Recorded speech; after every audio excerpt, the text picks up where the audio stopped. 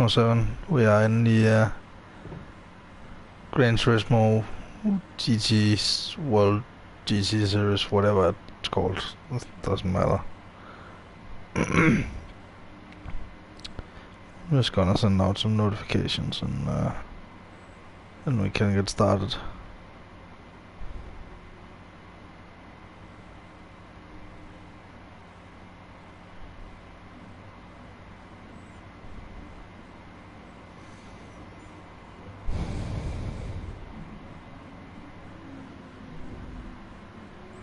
But I'm a little bit tired, so... Oh, not that one. Another one. And...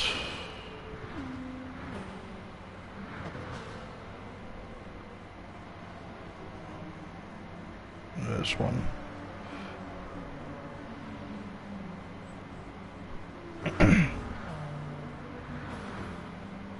Ah, fuck. It's the wrong one. God damn it. Let's see. General. Yeah, there we go.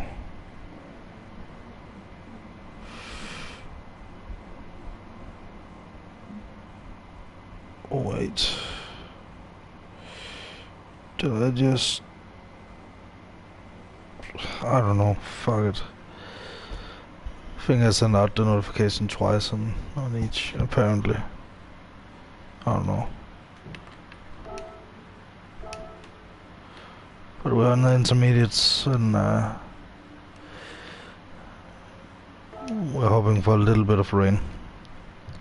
Just a tiny bit.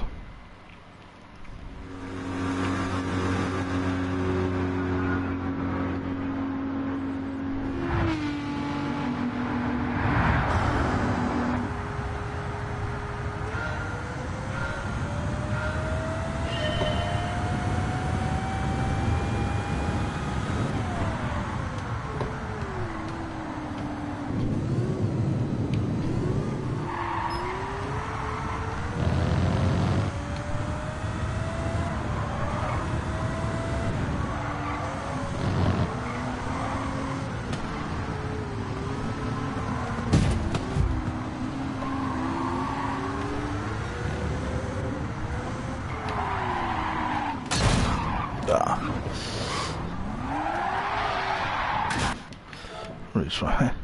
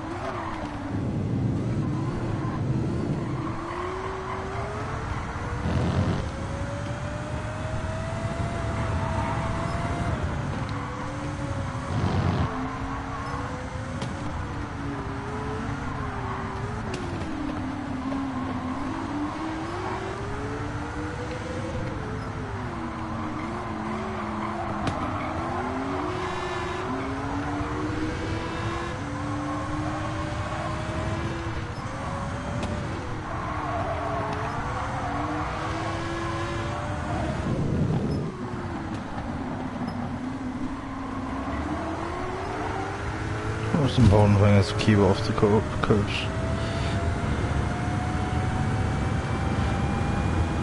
I think the rest we can manage. Just about.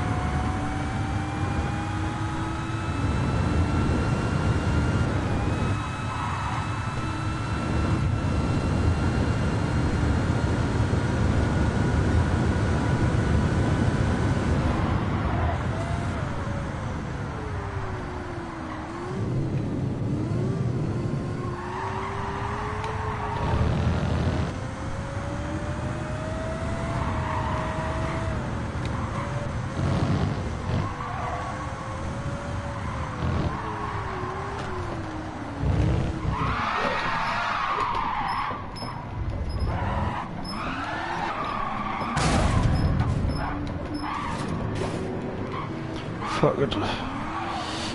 We can manage.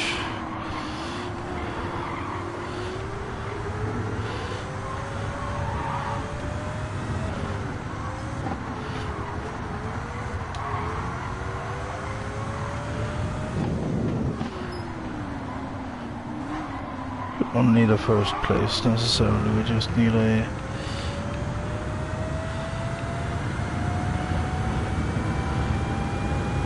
decent position.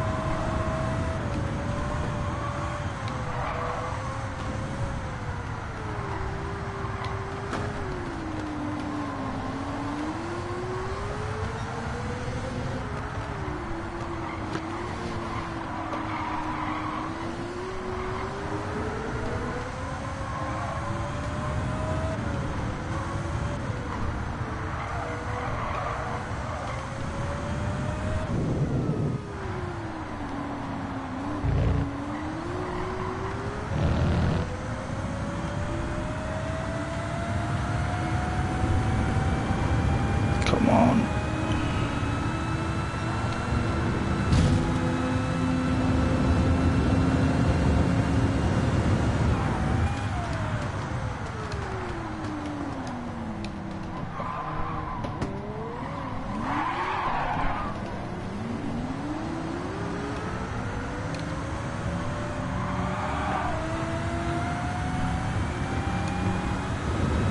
Maybe a tiny bit more downforce would be nice.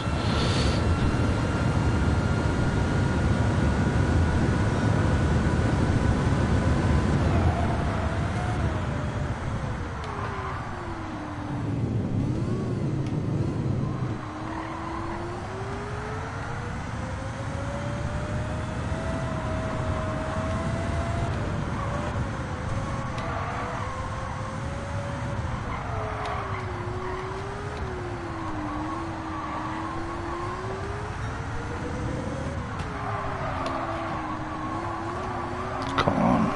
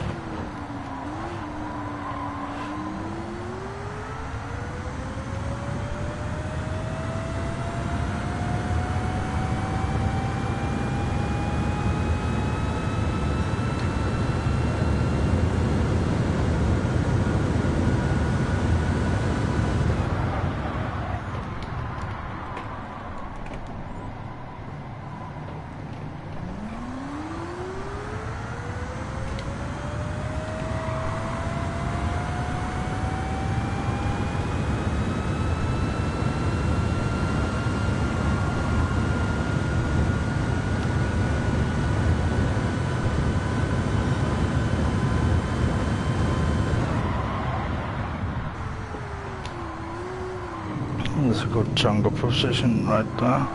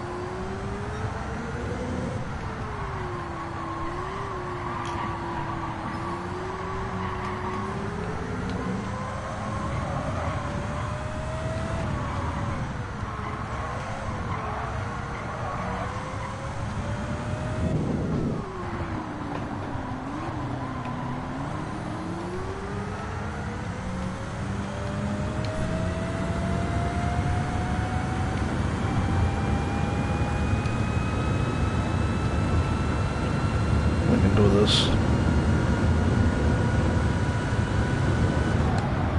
We can at least get a podium, I think.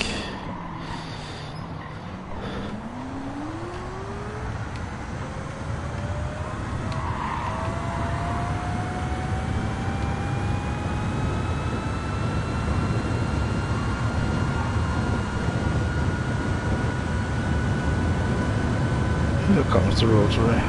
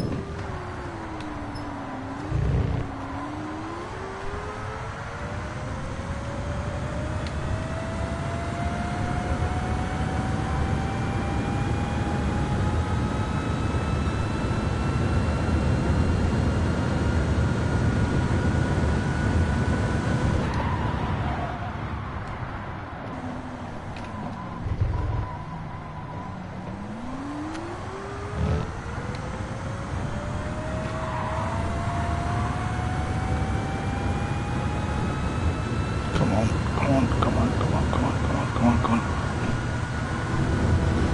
Yes. A little bit more downforce though.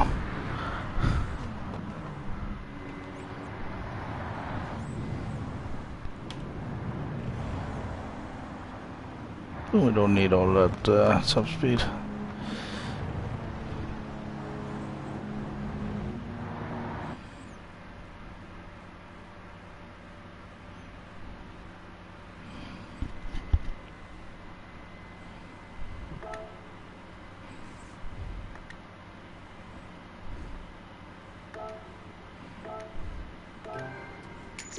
Awesome.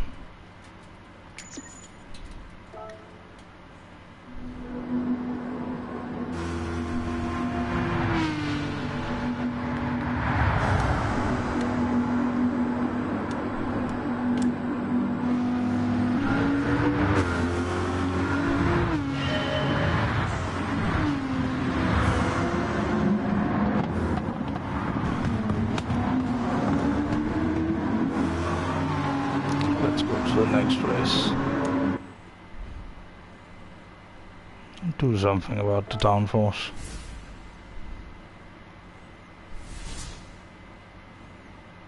Next one is Spa, so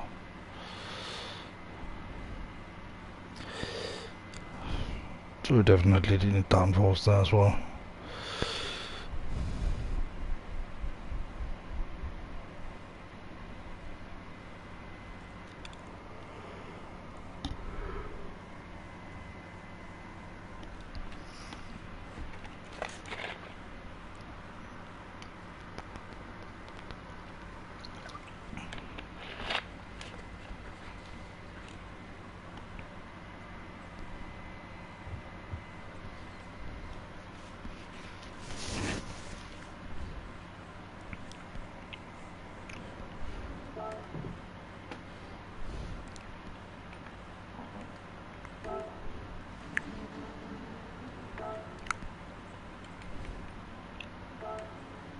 Detail settings, and this one to 710 and this one to 920.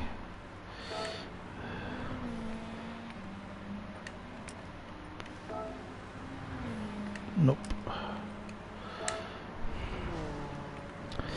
That's fine.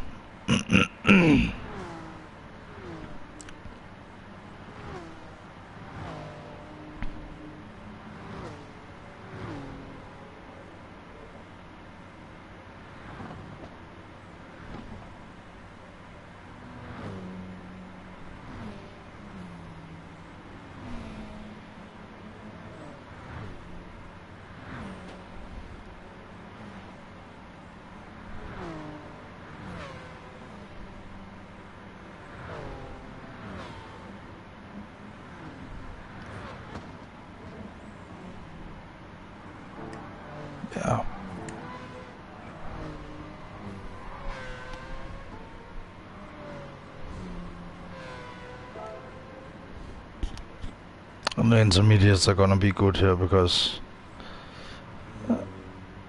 it rains often at Spa. And I was a little bit, when you start these championships, you don't know if it's gonna rain or not. So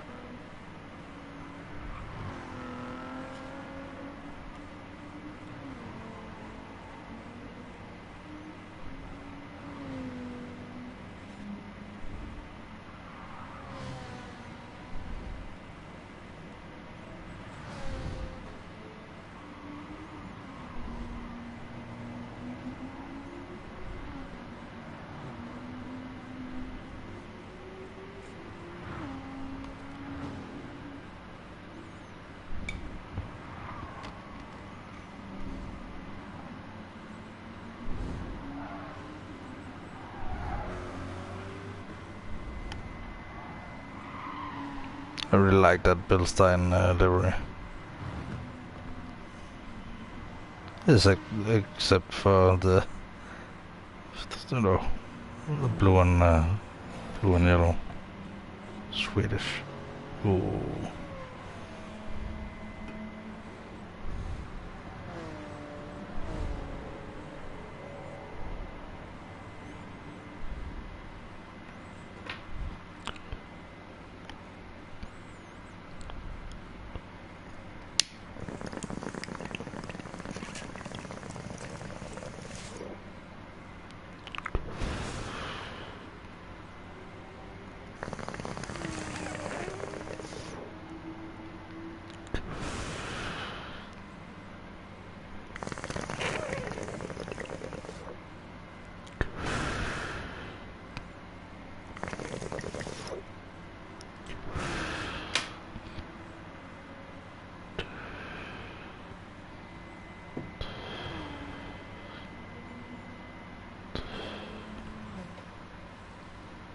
But I think we can get a decent result here. I mean, we don't have all of our horsepowers, but I have almost all of them. Get 60,000 for a win here as well, so it's well worth it. Plus you get your money for your overall position and stuff.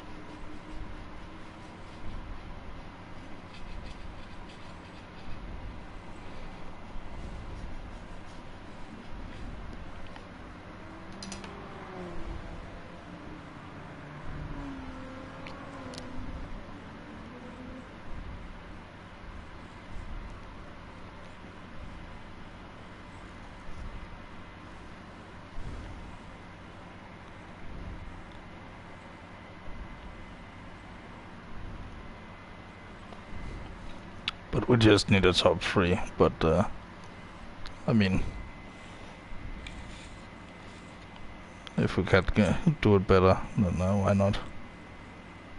I'm going for gold, at least, you know.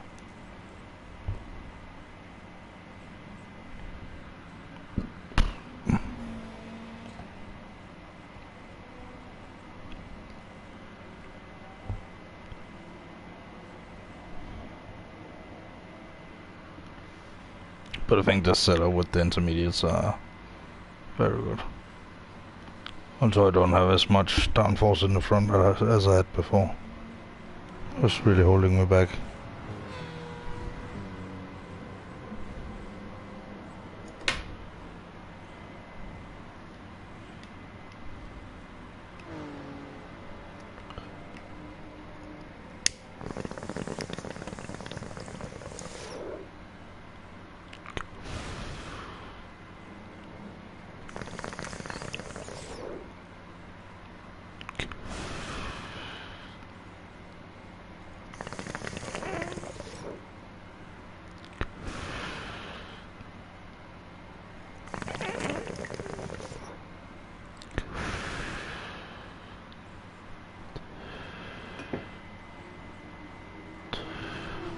Alright,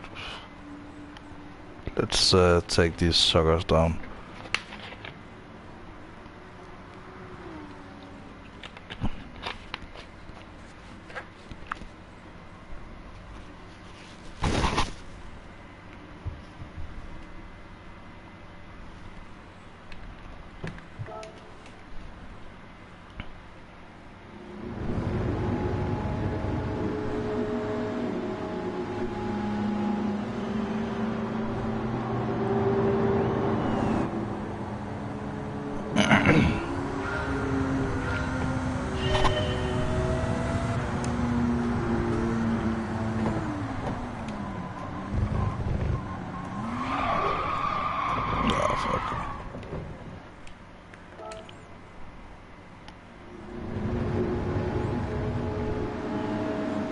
I'm not a noob, I promise. I'm just tired.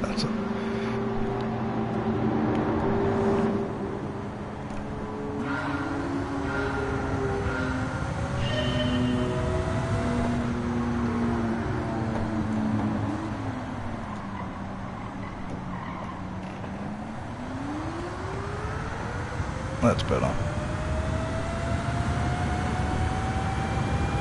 Sweet, and I still have the top speed to actually do something.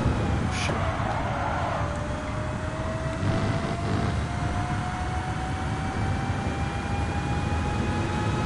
Much better. Holy shit. Ah! Put a brake early.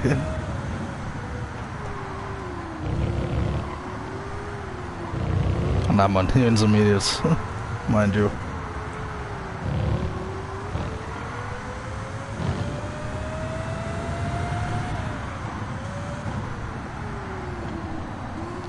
Hi Rose.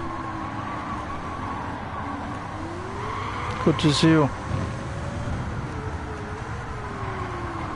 How are you? I'm just kinda driving around in my electric car here, so lots of downforce. Was my favorite car in Gran Turismo Sport, so it's everything I like about electric racing. It's like a vision into the future.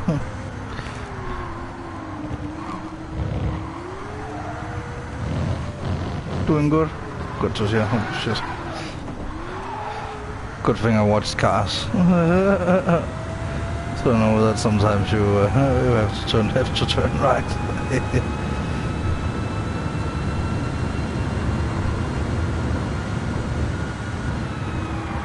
But take it easy for real so we don't bump those guys too much.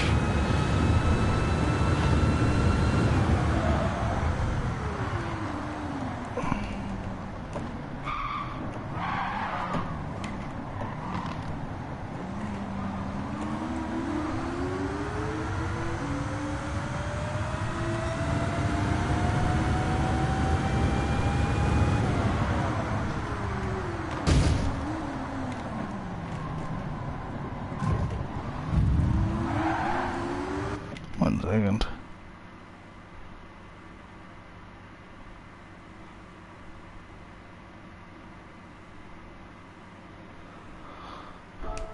Yeah, people are pretty up in arms, but we're holding it together a little bit like the Red Dead community. So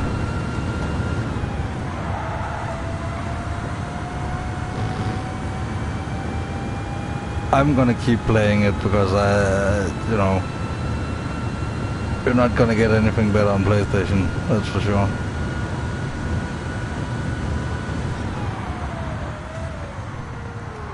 A good chunk of people now.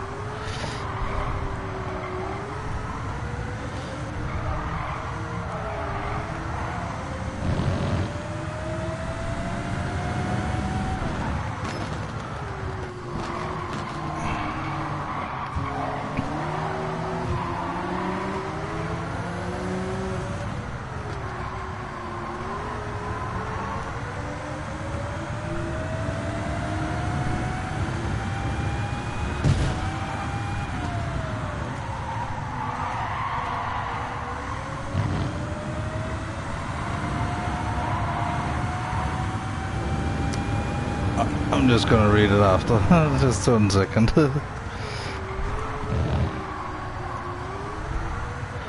Only be a few minutes.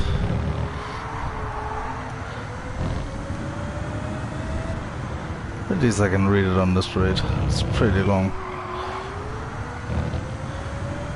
But the trick in this car is like you can never, never ever touch the curbs.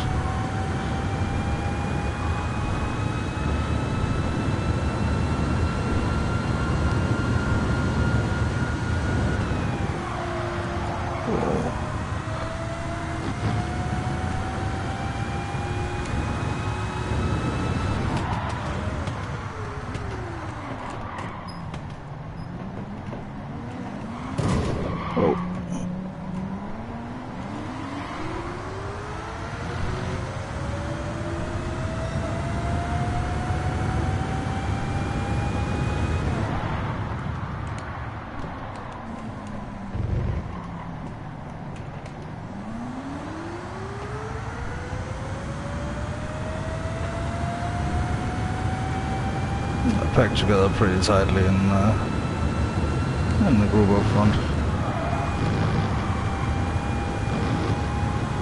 I fucking love that corner.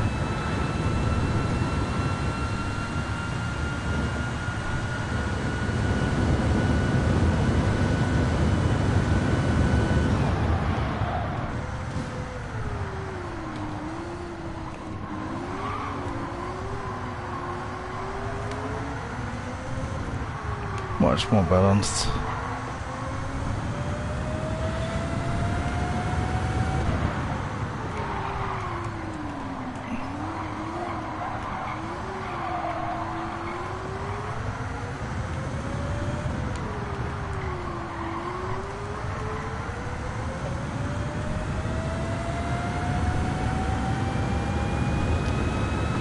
But yeah, the economy in this game is pretty shitty. And right now I'm saving up for a Ferrari because you have to have an invitation to buy those Ferraris. And there's only one of them I want. And it's the ultimate track car made by Ferrari, the FXXK, I think it's called. It's not road legal, street legal anywhere in the world. It's like you buy it from Ferrari and then they give you the privilege of them transported it. Like you can't even have it at home. They just store it for you and you call them whenever you need it. It's a little bit ridiculous with Ferrari sometimes, but well, that's why we love them, isn't it? The weird Italian ways. Like, where you hold your hands on the steering wheel, like where I hold my hands right now, you know, in a comfortable position, you know. That's exactly where the horn is on a Ferrari. It's right in the steering wheel. It's not in the middle. And that's a thing on every Ferrari.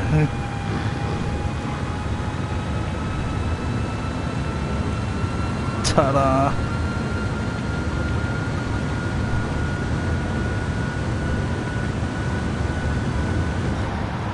Also, Ferrari looks strong this year in Formula 1. Finally, again, you know. I said before the season started that if looks equated to speed, then Ferrari would win.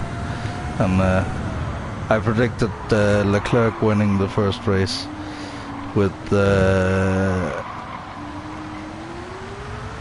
I can't remember if it was a Red Bull either side or if it was 2 Ferraris and a Red Bull, but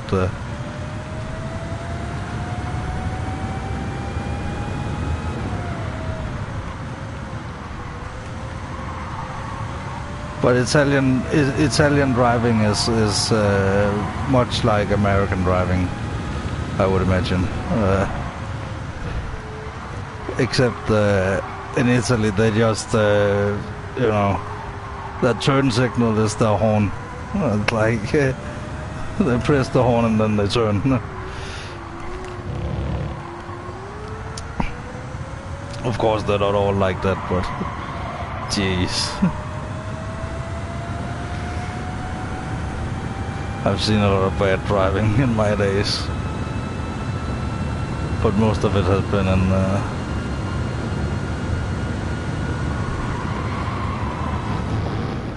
don't accelerate over that.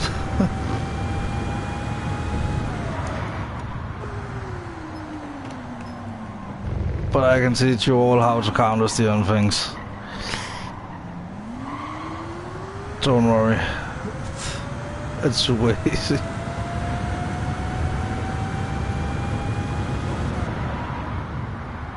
Oh, 3, 2, 1. There we go.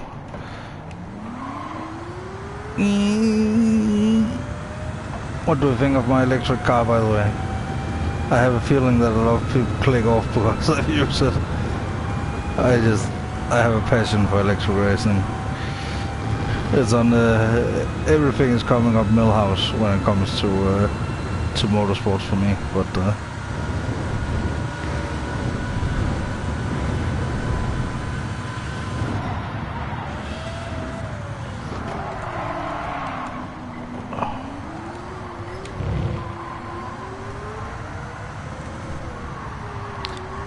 because here in Denmark we actually go to like a wet track, and not like a race track, but a wet piece of like very, very slippery like piece of like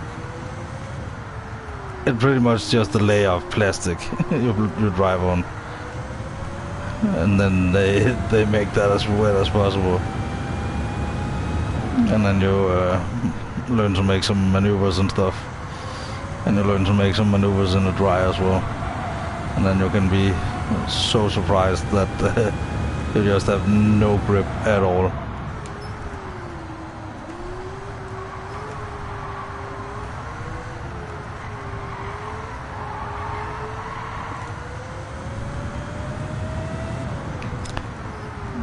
Can I catch those two? I think I can. Should be able to. But I need to, oh shit, not spin. That's the most important part. I only need to get further overall to get further in this game, so. But see, the intermediates, they don't care about this layer of rain right now. That's just doesn't care. Come on. Oh shit.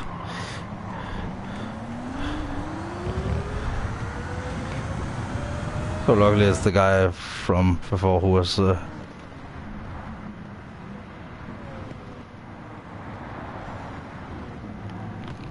yeah, but my philosophy is that we need to preserve fuel for the vintage cars and stuff that needs it, you know. And you know, in traffic, if everybody was driving electric cars, everything would go much smoother. Because what you use a lot of time on in traffic is people accelerating in slow as fuck cars, and people are like, I need my engine noise, but you only have like 60 horsepower, you idiot. Like, save it for the cars where I can actually feel it. A Mustang, like you know, 60s, 70s Mustang drove by me the other day, and I could feel it in my fucking chest, you know. That's engine noise. That's what we mean by engine noise, and we love it, and you know, we want to feel it. We don't want that little, you know. I mean, it's fun, small cars as well and stuff, but you know, it's just what? 4th overall? Damn you! Good thing the last one is the Nürburgring.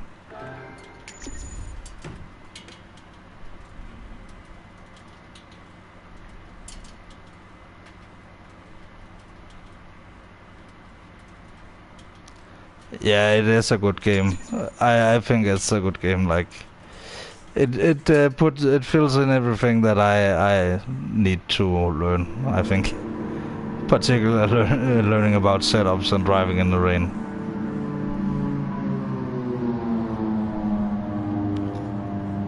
But this car looks angry, you know. Couldn't see it before, but look at this.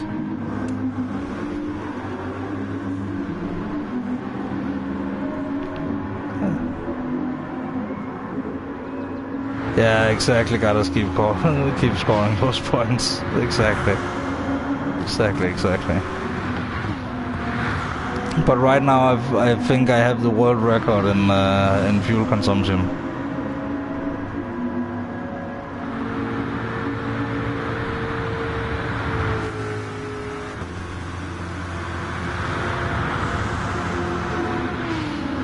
Because there's like,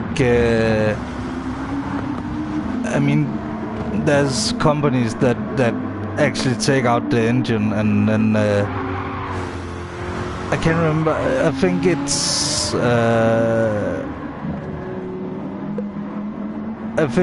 was either Aston Martin or Jaguar. But they actually commissioned a company to make an electric package for the older cars, and then they could either like keep the engine in a safe facility, or you could have it at home and just start it up every once in a while, you know. But the whole thing was that the company wasn't allowed to make a solution that drilled any holes or anything in the car. So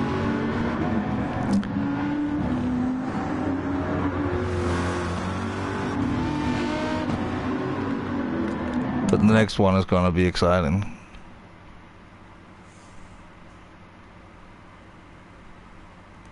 Oh yeah, you've probably seen Rose before, Cure. She's over from BK's jet. David Cure, is David. He has been over and lurking at BK stream a couple of times, I think, and he likes it over there, as far as I'm aware. But man, the trail ride today was so funny. Like when we was about to blow up the mansion, god damn it, where we all just auto locked onto each other. God damn it was a disaster.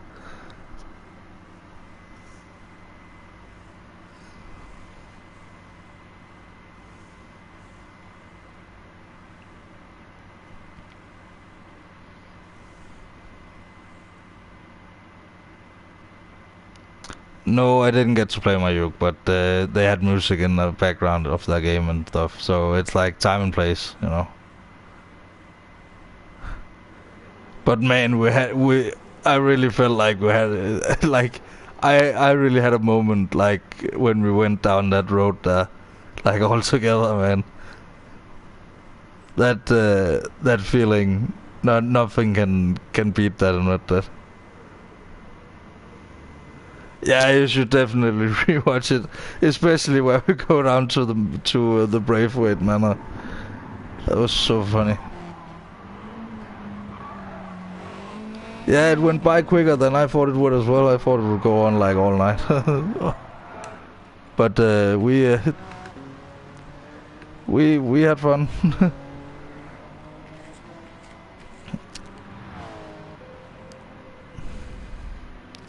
And we got pretty much over the whole map. Damn. We were like 2.5 posse or something crazy like that. Whereas we were at least like half a server. Like.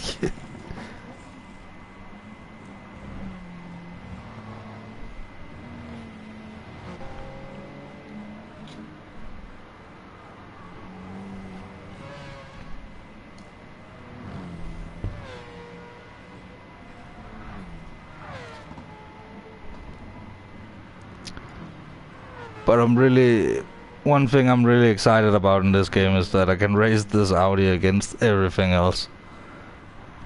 Before I could only race it by itself.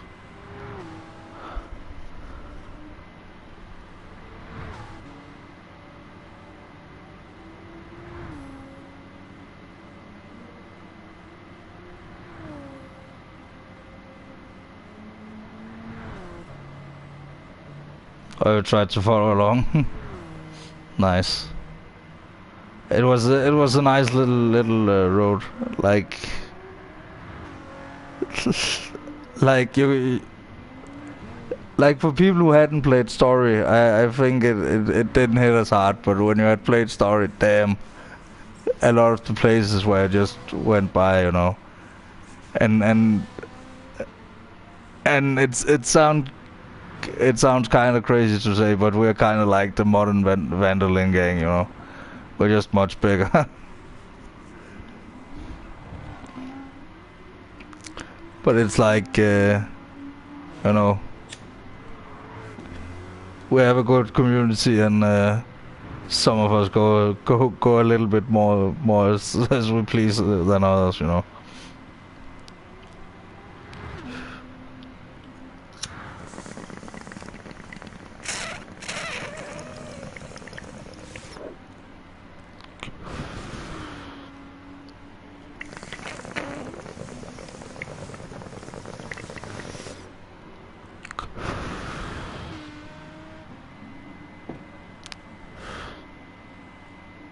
Le Mans is one of those tracks where it's like it would be awesome to drive here, but it's only open during the whole track is only open during the 24 hour.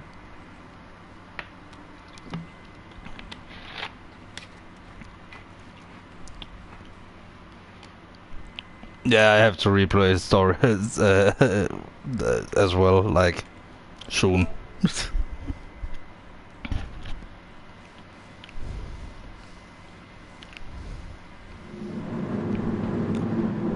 I should probably do it on this channel because I had a few lessons in like psychology and philosophy and things like that, and a lot of it was like textbook, you know, psychology and philosophy and stuff.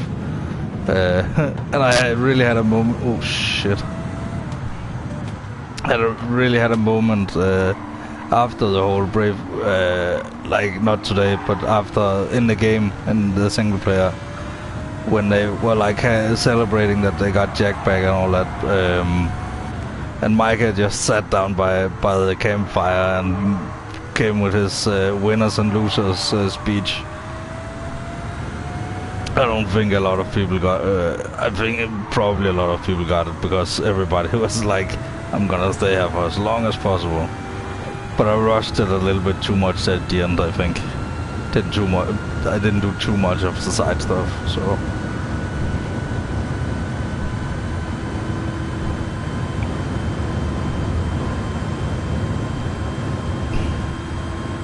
Also, I pretty much ended at the end of chapter 6.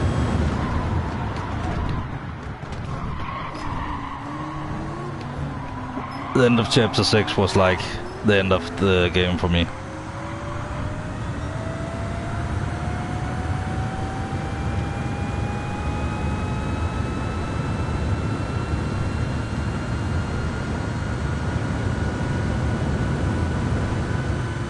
Yeah, but I was also a little bit under the...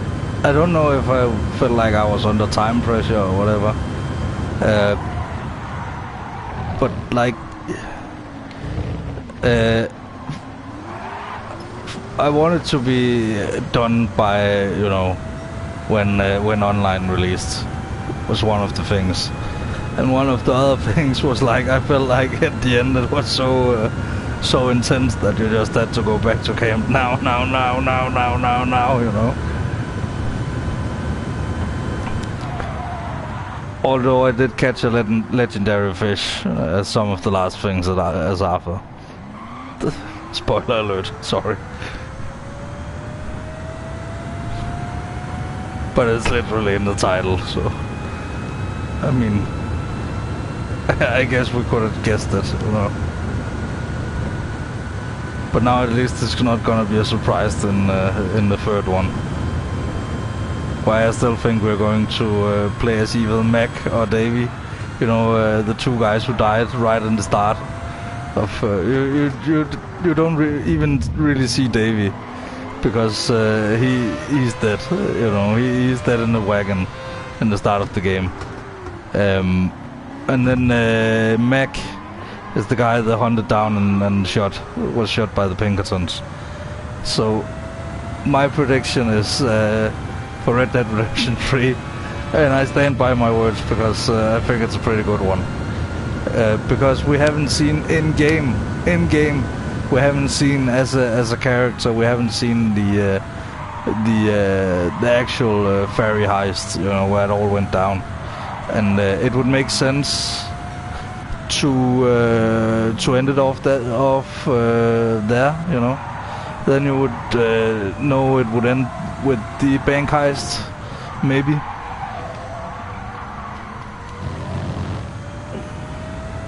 Or not the bank heist, the ferry heist. Because Arthur wasn't there. That's the biggest flaw about the whole thing in, you know, the whole story of Red Dead. Because if somebody is not a reliable narrator, it's Dutch. That's for sure. I'm only a little bit behind.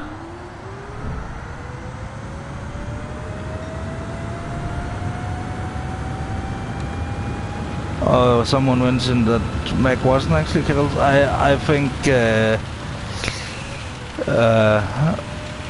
I'm sorry to say, but I think the Pinkertons have no problem in taking down a game. I don't know.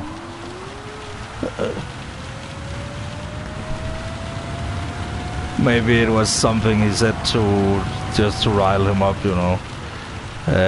He knows that Arthur is probably a very, at least if nothing else, he knows that they probably care about the gang. So, which is also,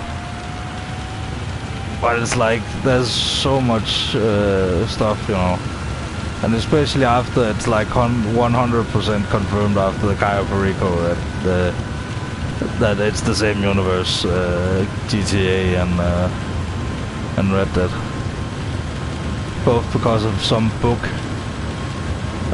by a certain J. Marston called Red Dead, I think it's called, and then there's all the pictures of like the German family in Cayo Perico. There's like the kids riding on a donkey, and there's a picture of just the donkey, and there's a lot of good ones.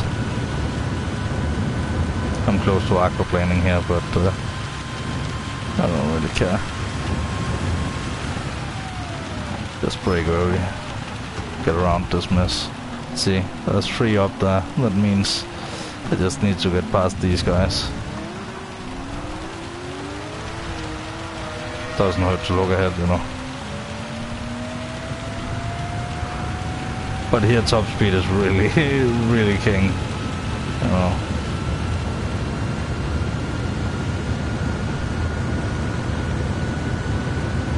But I think if Sadie, if they were going for the Sadie angle, where she would go bounty hunting in South America, you know. I don't think that would be a Red Dead Redemption title. I think that would be called something else. Maybe. I don't know. You know, that's the thing about Red Dead. It's not as certain. Haha. Gotcha now, Fraga.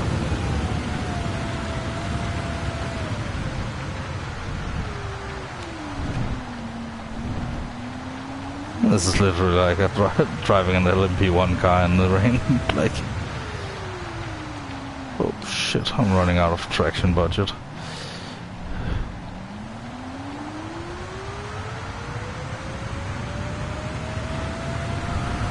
But the cornering speed is, I mean, now this one is like 800 whatever, but before it was like detuned to like under 400 horsepower, and it just was a beast in the corners. It took everything. Like, I had like, on the other side of the Nürburgring, I had like 10 seconds. But now we're heading into like dangerous territory. danger zone.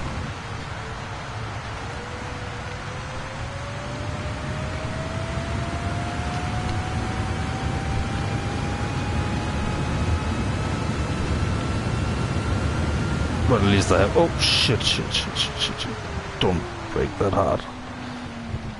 Yes. See, what happened there was I was braking... Whoa.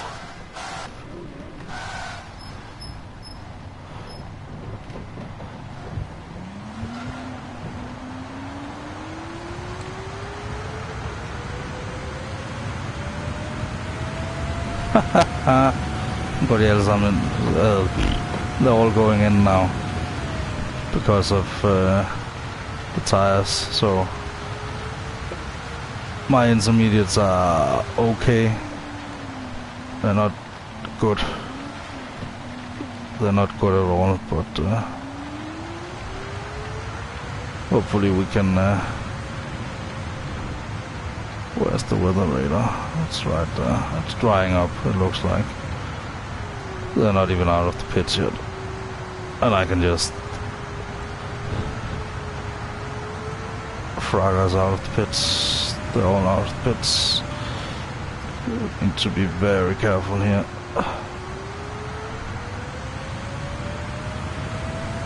Watch out, because we can just absolutely slide.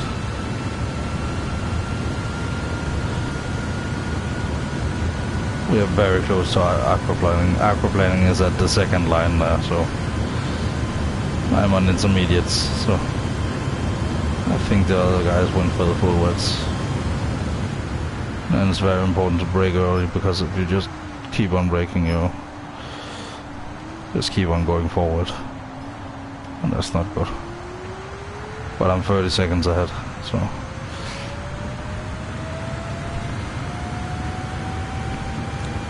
you feel a little bit like a superhero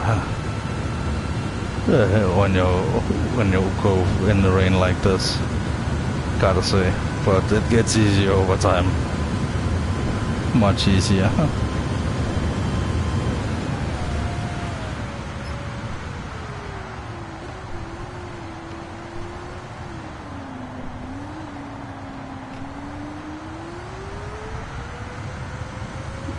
Now I'm not even close to aquaplaning anymore, so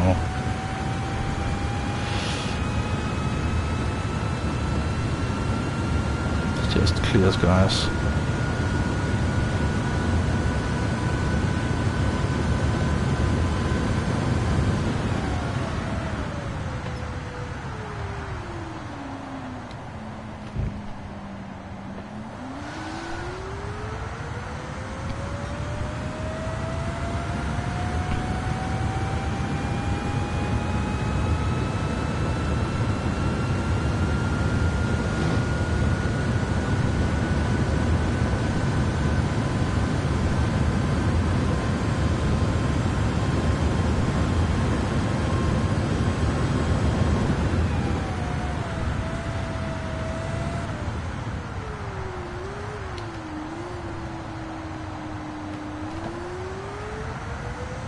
I think this is gonna be victory, but don't do any premature celebration.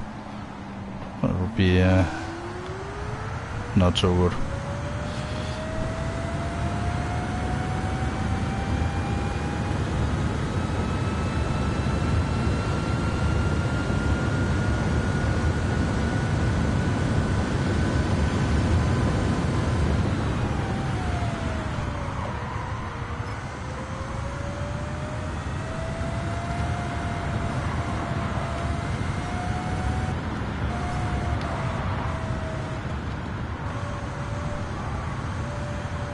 Let's take it easy. 20 seconds, 27 seconds to run on. And if you're wondering why there's a helicopter and not just drones flying around, it's because drones just simply cannot fly at 300 kilometers an hour. But a helicopter can, so fuck. Come on. Yeah, last corner.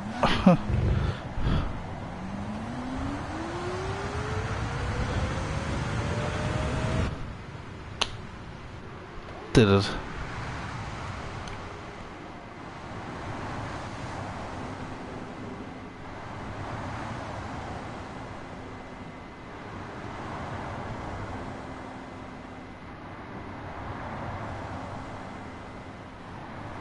Oh, I think I've teared up before over. Did I tear up over Call of Duty? The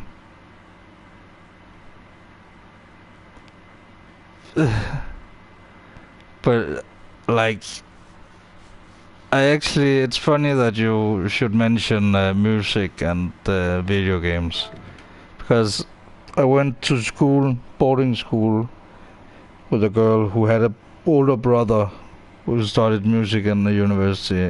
Long tangent, but we're going to the point very quickly here. He wrote a paper on music and video games and how it's made to fit the environment and all those kinds of things. And at that point in time, I was playing a lot of World of Warcraft, so it really occurred to me how well written and how insane the budget must have been for that game, like music wise, because every little area has like a little theme played by a full orchestra. It's absolutely, especially the Stormwind theme. It's like chef's kiss.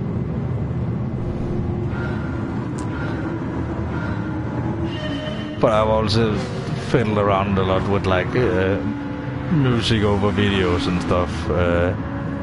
Not particularly for YouTube. Well, also for YouTube.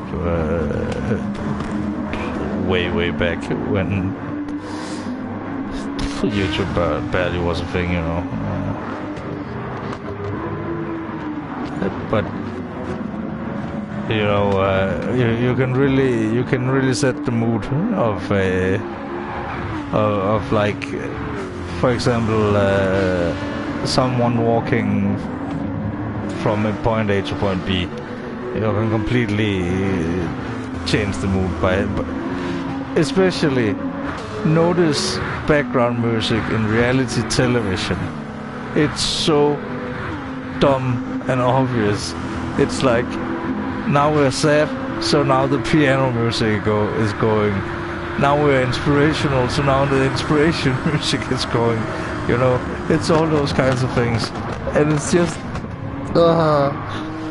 because some editors sit down and go to school and it's like, yep, that's how you make television, and then they fall into that trap for the rest of their life instead of making something actually creative, you know. But I gotta say, the program that I notice it most, I am a little bit of a fan of, because it's about well, it's not because it's about people fucking their own economy over.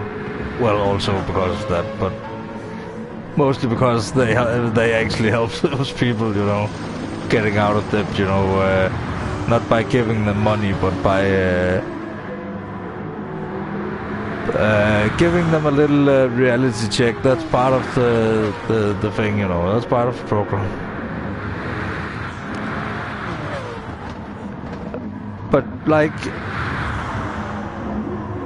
and it's so weird. Like, sometimes you come out of movies and you notice like some music or something, and then people are like, I never. And some people don't even notice like background music. I don't understand how, but apparently some people don't, and that's fine, you know. We all notice different things, and you know. And when I, you know, notice something in a song, you know, I don't just notice the melody as being part of the picture, you know. It's the whole picture that makes the whole sound. That's why people who just picks up guitar for a month think they can play every song. It's because they just look up the chords and never listen, and it's like critical of like, is that actually how the song sounds? They just think music is about playing chords. But it's not really. It's about expression of feelings and those kinds of things. See, now I'm on my own stream. Now I can play the ukulele now, whenever I want to.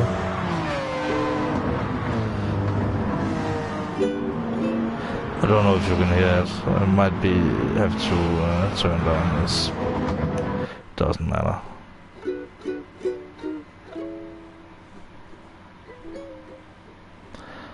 And the next one is Mount Panorama. Fuck me. To the next race.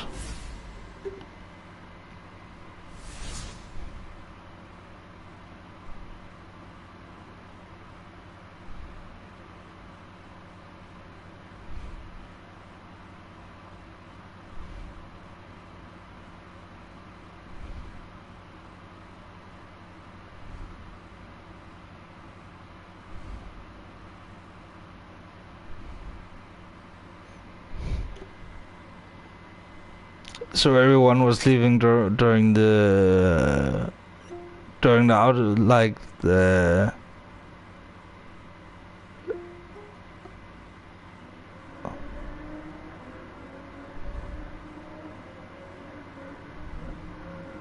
Oh, now I get it. It was that edit by your friend. Ah, now I read it right. I'm a little bit tired.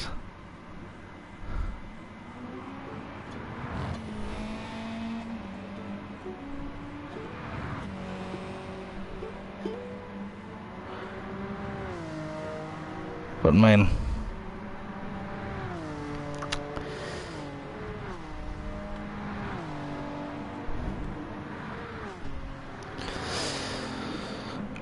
race numero 4 4. 1 second.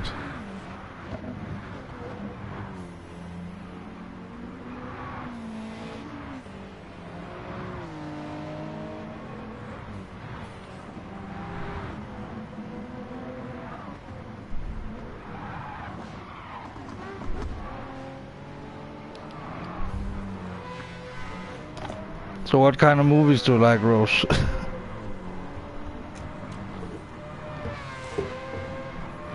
I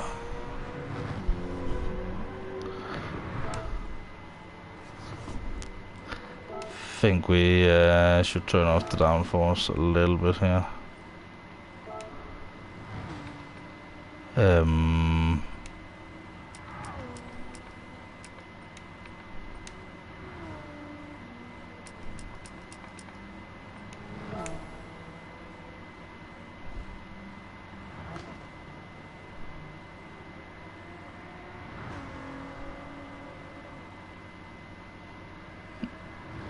Yeah, I like the post, like, I like a good credit song myself. That's why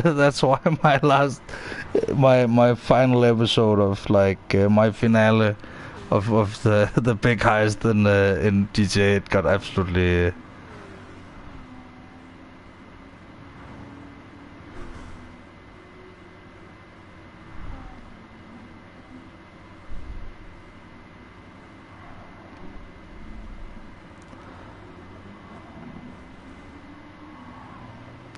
I actually don't like personally. I don't like watch too many movies. I'm more like watch a documentary kind of person.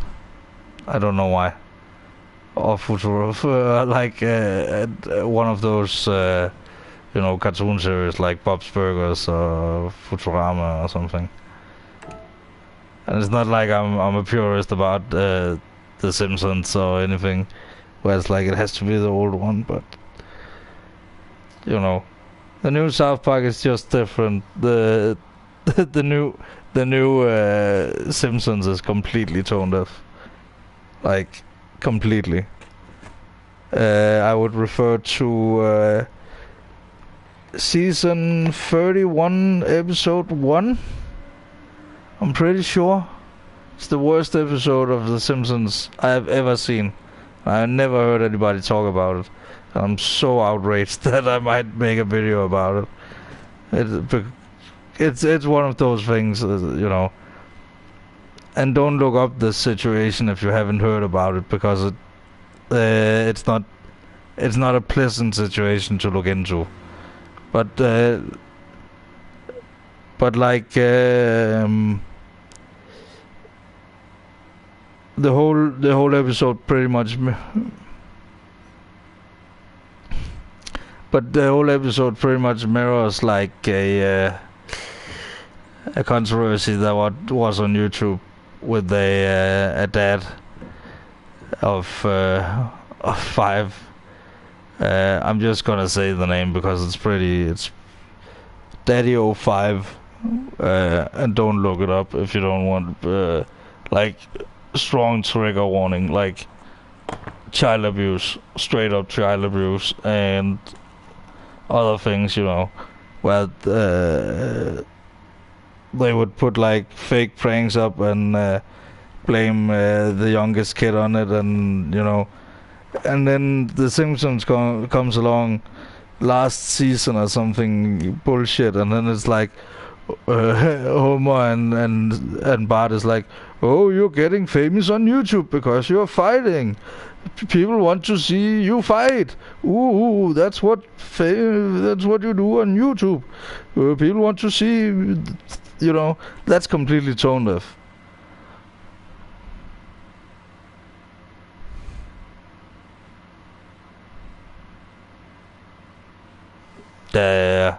I had the same thing about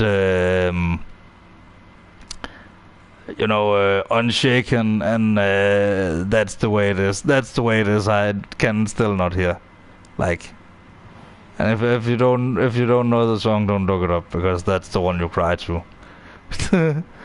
It's the final one, back to camp, and it just covers like the whole,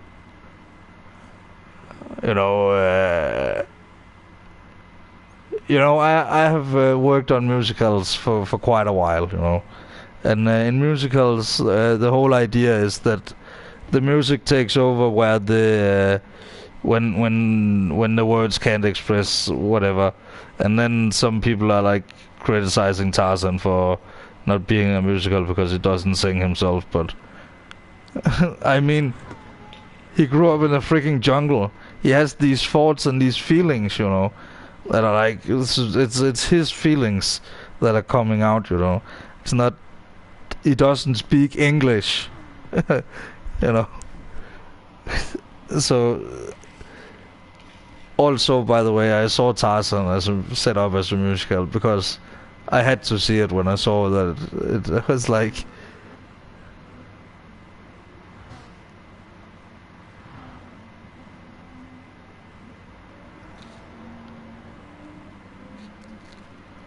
yeah, that's the way it is. That's a heavy one. That's when you like take a deep breath, and that's like, can't even talk about it. Unshaken though,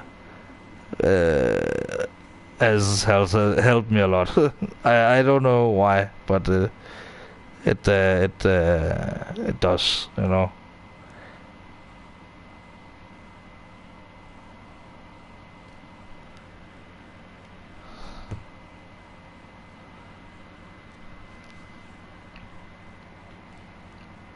Also, I have to talk about a comment I heard Jan Magnussen, Kevin Magnussen's dad, say.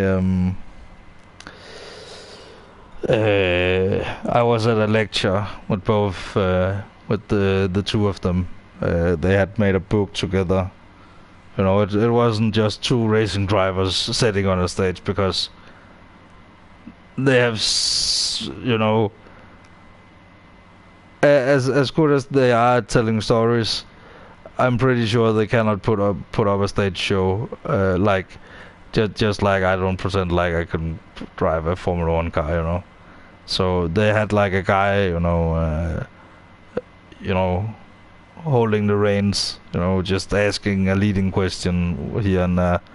It was pretty much like he asked the leading question and then they would talk for like at least half an hour, you know. But he said like Jan Magnussen is the kind of guy who doesn't he doesn't let off the throttle before he's in the wall, you know. Uh, he had a particularly big accident, like it was in America a few years ago in a race. So that's the good thing about race cars. Also, a thing we have seen today that Mick Schumacher he had a huge crash in qualifying, and it's like that track. It's a completely new track, and it's just like concrete,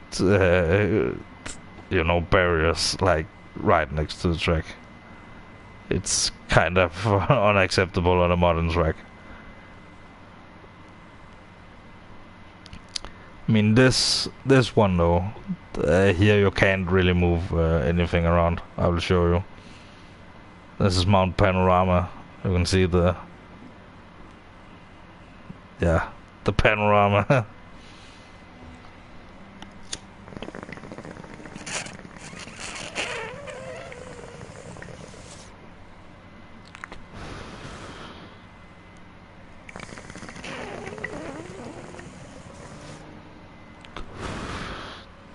But he said that you can't help like feeling a little bit like a cowboy when you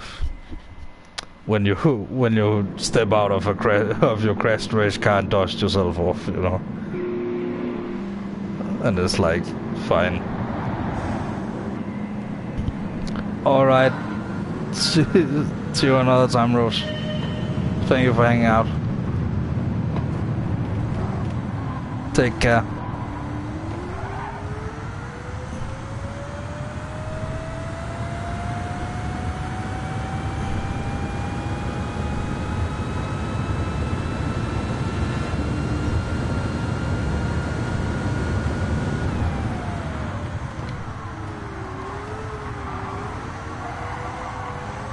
Yeah, the extra downforce here was a good idea.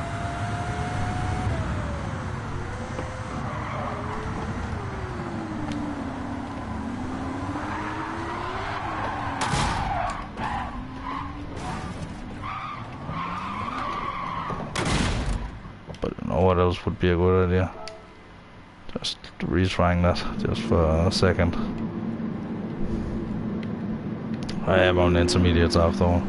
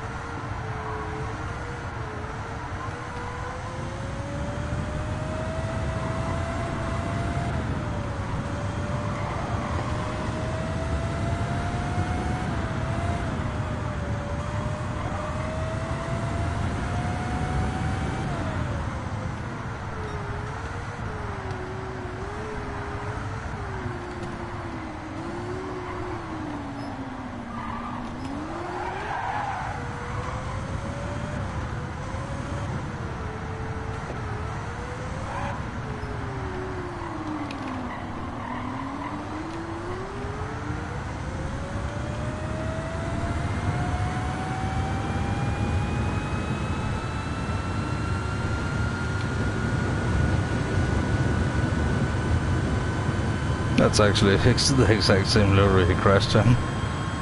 Jan Magnussen. Same car. Number 3. C7. He only got replaced when they changed over to the C8, so it's pretty easy to identify. But I'm pretty sure he bought a C8 as well. So.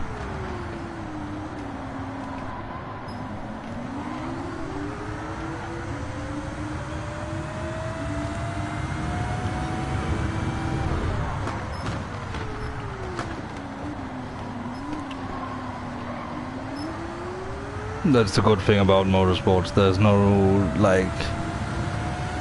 not really any hard feelings when people split, except for the thing with Mazepin now is a little bit different, because that's, yes, hard feelings, because his dad used his money to try to throw around his power, you know.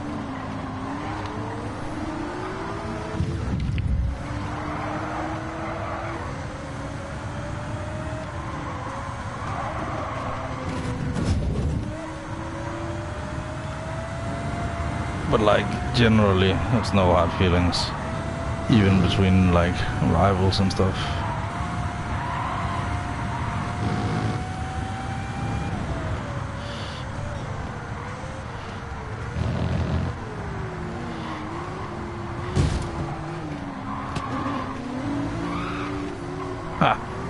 And they say you can't overtake over here. I mean, I don't think anybody has said that it's impossible, because nobody says that it's impossible to overtake anywhere. You should just say it's very hard.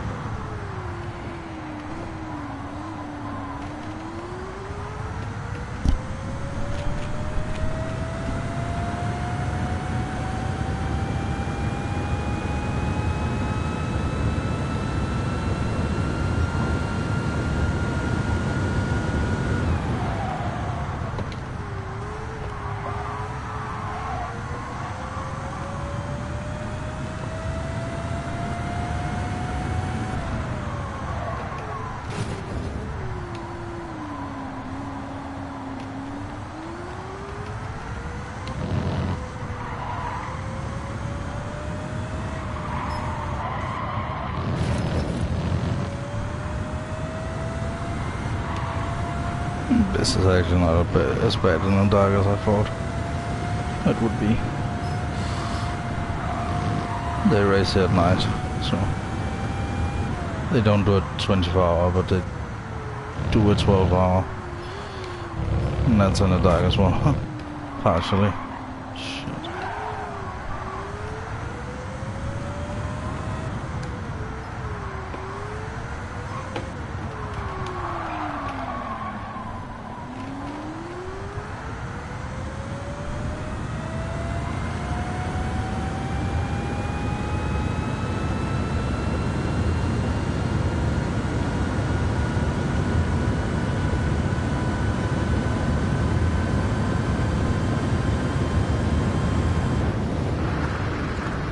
Fuck.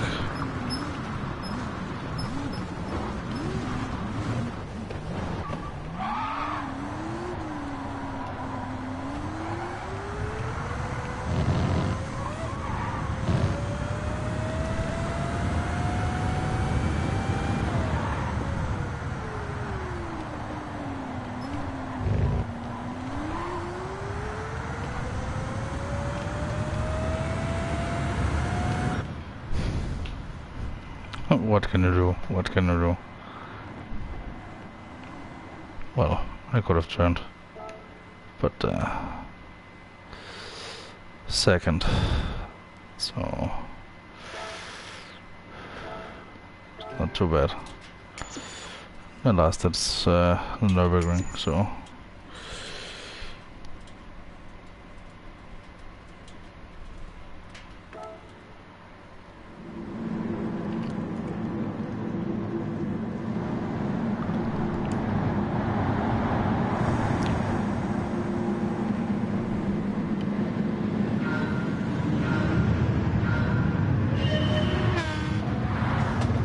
Yeah, me too.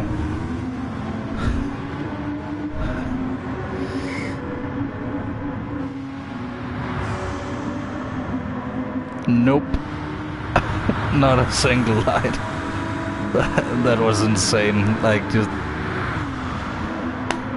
I was ready to turn and everything. I was just... Where do I turn? Damn. At least I got back and got third. That's at least the thing I practice, you know. Practice getting back instead of just resetting every time. It helps a lot.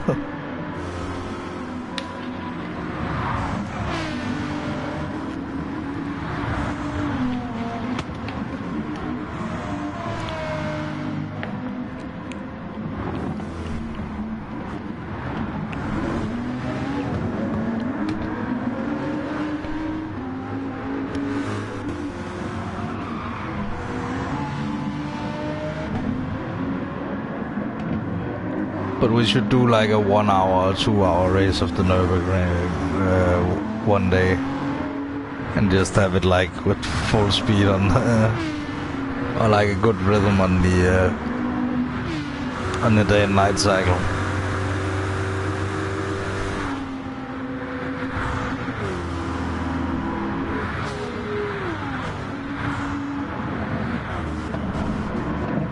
But I'm such a tryhard that I would like. I would love doing like Nürburgring in the rain at night, you know. But I don't think a lot of people would join that lobby. Electric cars at night in the Nürburgring.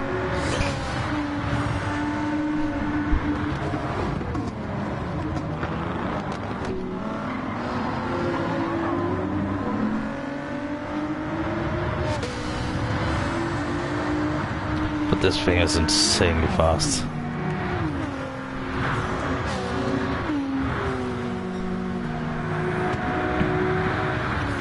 But apparently the Jaguar has been changed as well. So now it's not like a wing that just pops out of nowhere. Now it's more like some active aerodynamics or whatever.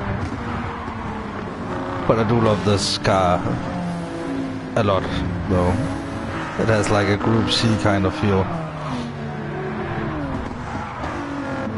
Together with something a little bit more modern. Very aggressive.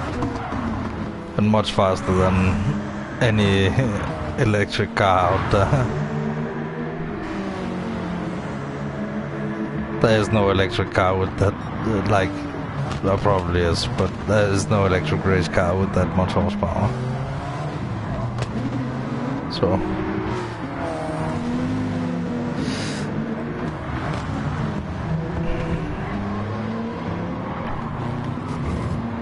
I'm just saying, if anybody needs a driver in the future who's not a snob about engines, take me. I would love to drive an electric car in a race. That would be awesome.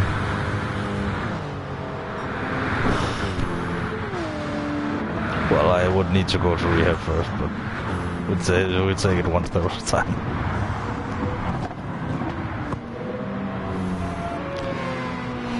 But I think I am well on my way to the world record in least fuel consumption. I think I'm down to, last time I checked, that was like 43 liters per kilometer, per 100 kilometer.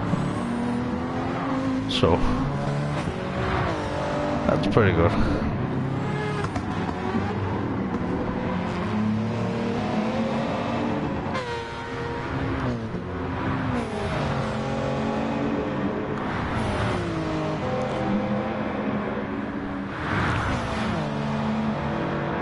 Alright, I need to see the ring.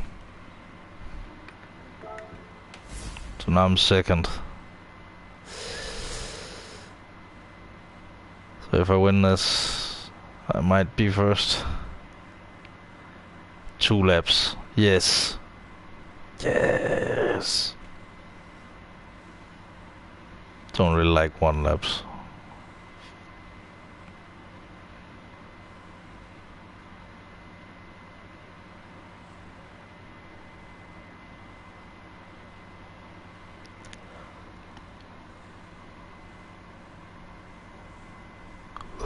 Let's hope it starts raining a little bit. Not too much though. Because I'm on the intermediates. In the spirit of... Hey! There we go. At night and everything. Aww. Gran Turismo, you are spoiling me. You are spoiling me. But only me, apparently. Oh, and Kaboom with delivery, etc. He's very spoiled as well.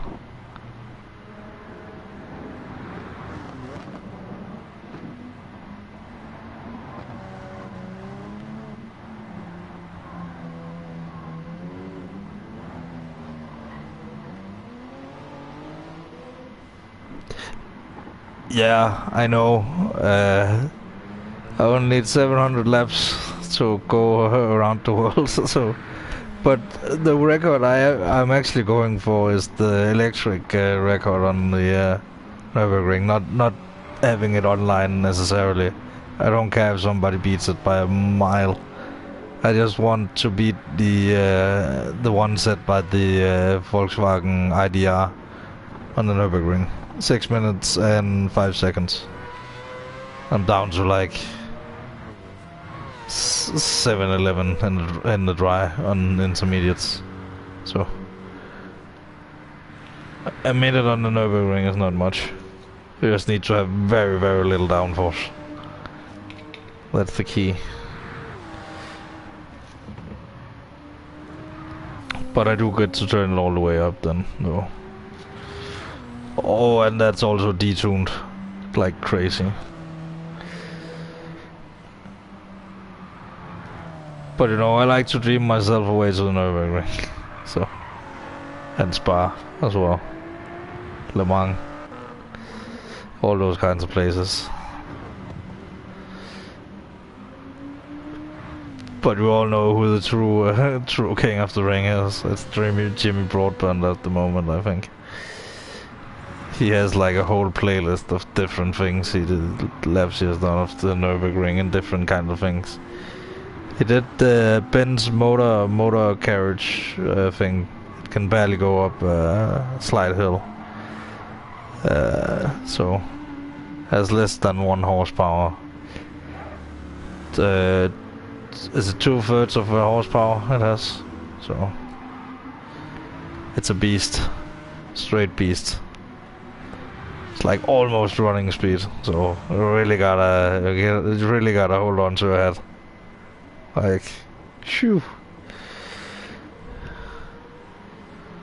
Pretty sure women fainted on the streets when they saw that thing driving by at those breakneck speeds.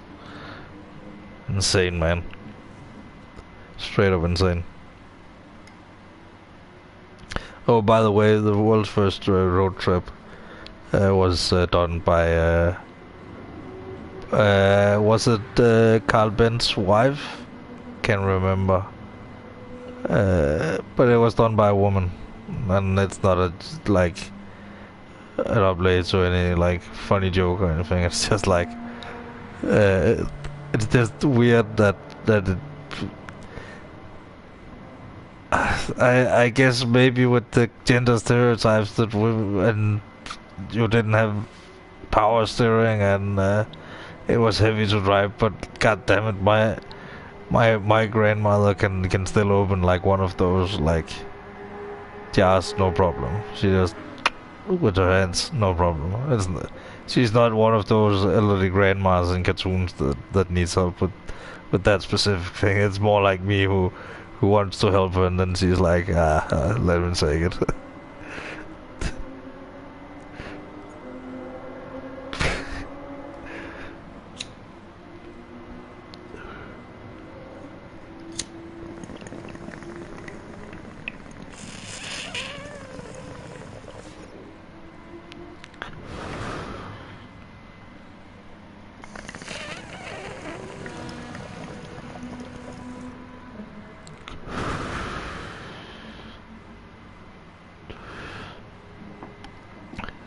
Yeah, she's the true, of course, Sabine Smith. Nobody is like. There's Sabine Smith, and then there's everybody else. You know, when she started being a ring taxi driver, people would be like, "I don't want a woman to drive me. I want my money back." And yeah, take the trip and then see if you want your money back.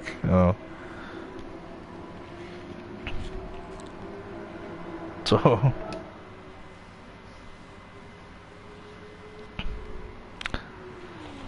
but I gotta say, driving that van around in less than 10 minutes was pretty impressive. And that was in traffic.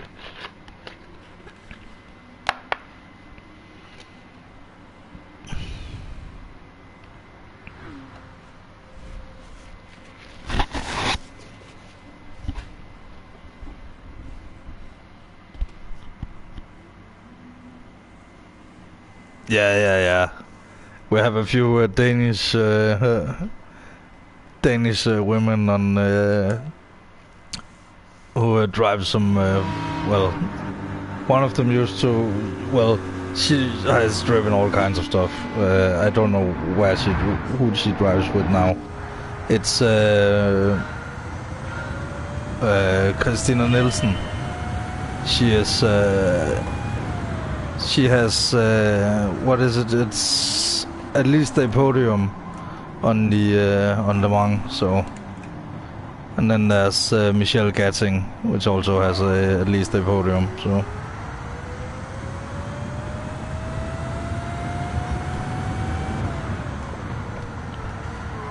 there's actually a lot of Danish drivers who has won down there. We have a huge tradition in 24-hour racing, especially on Le Mans. Starting with the legendary John Nielsen, who I mention all the time because he's a legend. But what really like triggered it was like, you know, Tom Christensen winning over and over and over again. So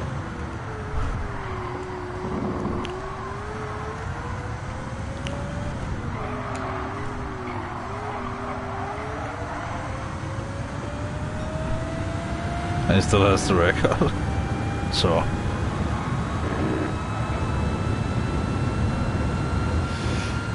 but it's not about records. It's about, you know,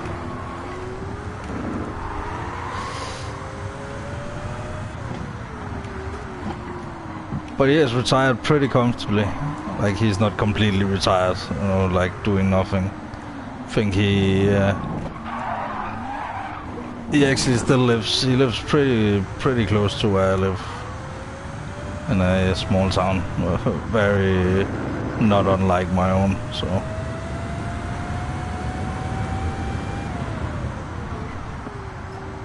he has curbs like this in his driveway.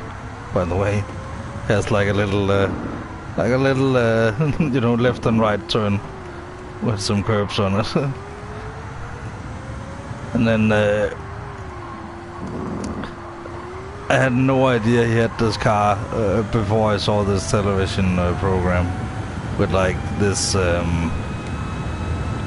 this Danish like talk show host. Pretty much brought the talk show genre to Denmark in many ways, but he's retired now, so he does all sorts of like retired sorts of TV programs. For example, taking photos of and interviewing interesting people, like Tom Christensen, and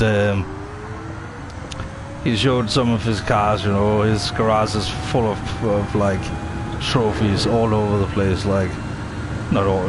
It's not unorganized at all. It's like it's just a lot of them. But then he has the freaking Audi R18 from 2011.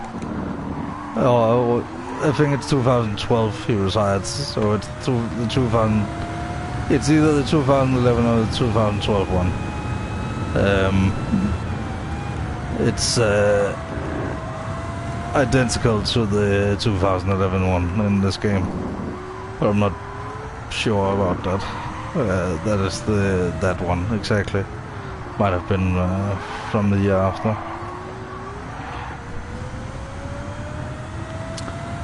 But I was pretty surprised he had an LMP1 car in his garage. It's not like he drives it around, you know, but it's a nice piece of memorabilia.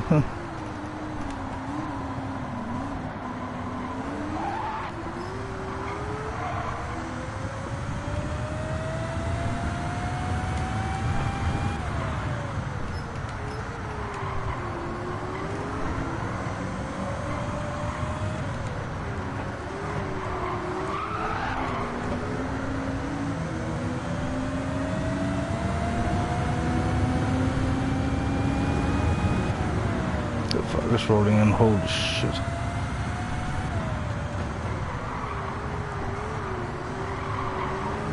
Get ready for a missile here. Move it, move it, move it.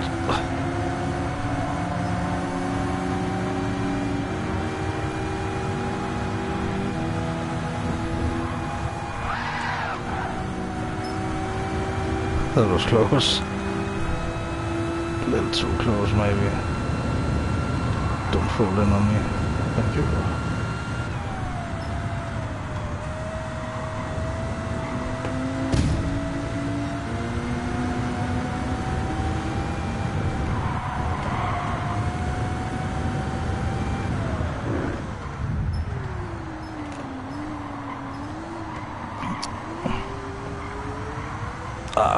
Morning.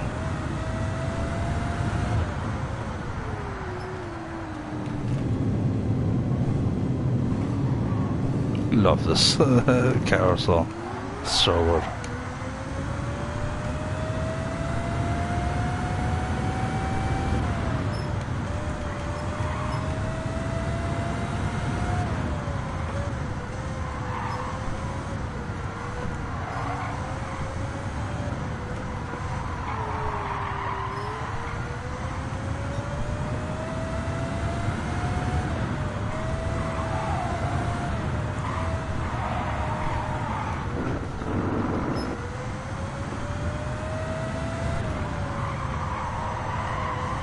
Whoa. Good thing I have 2 lefts. But I think I might catch all of them on the straight.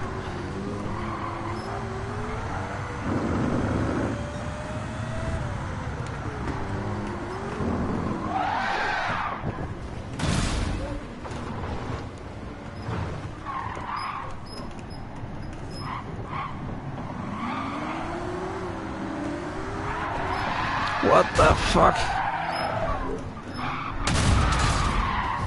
Are you fucking serious?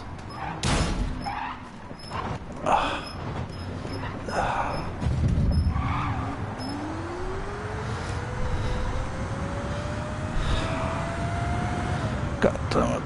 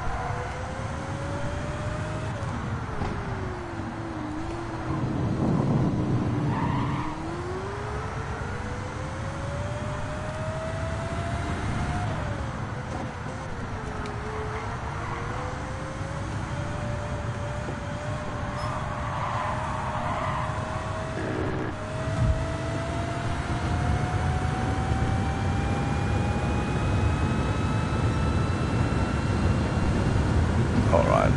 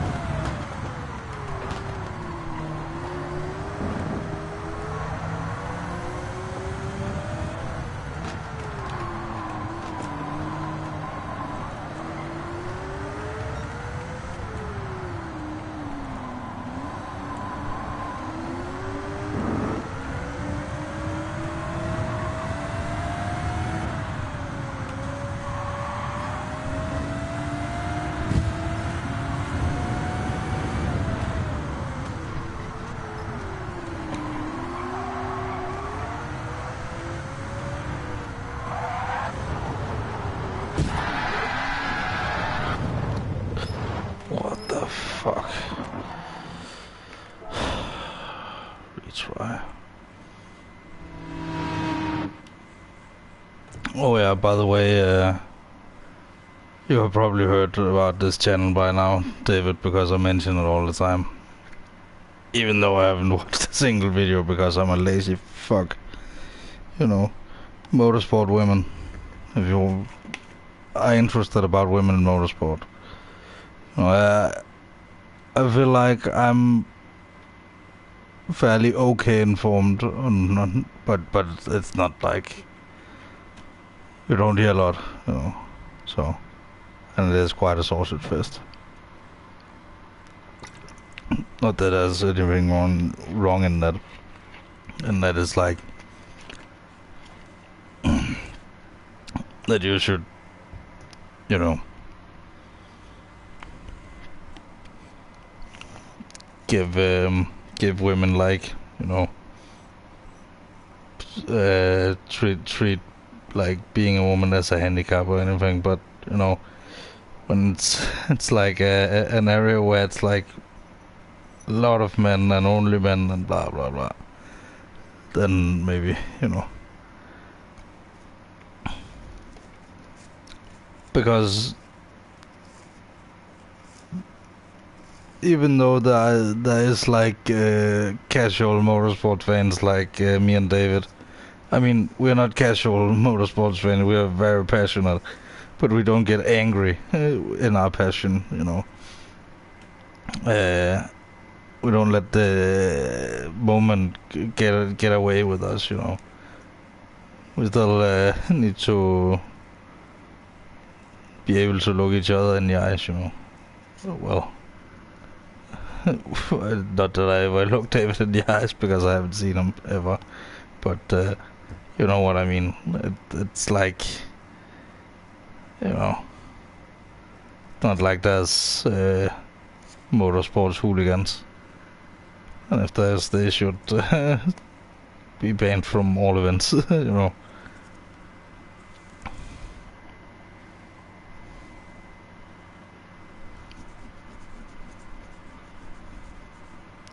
But this last little stint is very, very hard, I feel. But we just gotta get on with it.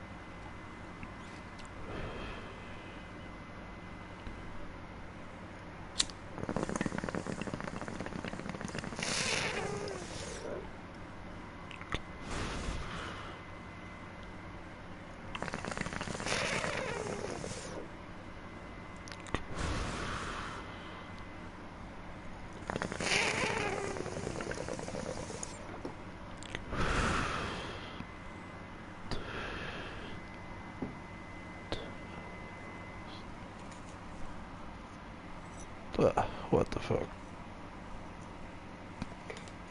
It's just this little bit of mix left, so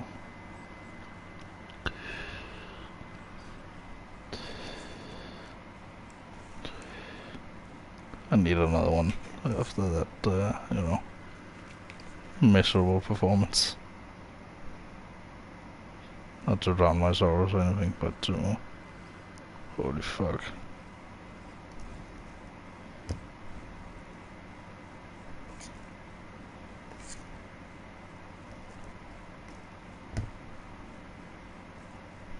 Oh, god damn it, and we switched to summertime, so I lost an hour.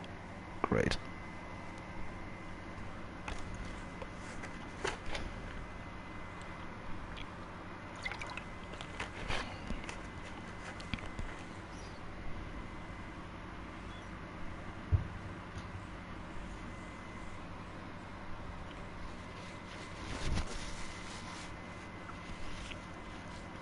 Maybe I just lost an hour because I lost an hour.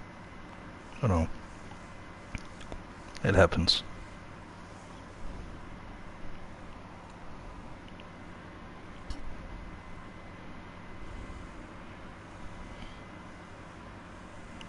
But I feel like we can win this if we just take it easy. And don't get into any fights or anything. Because that was karma.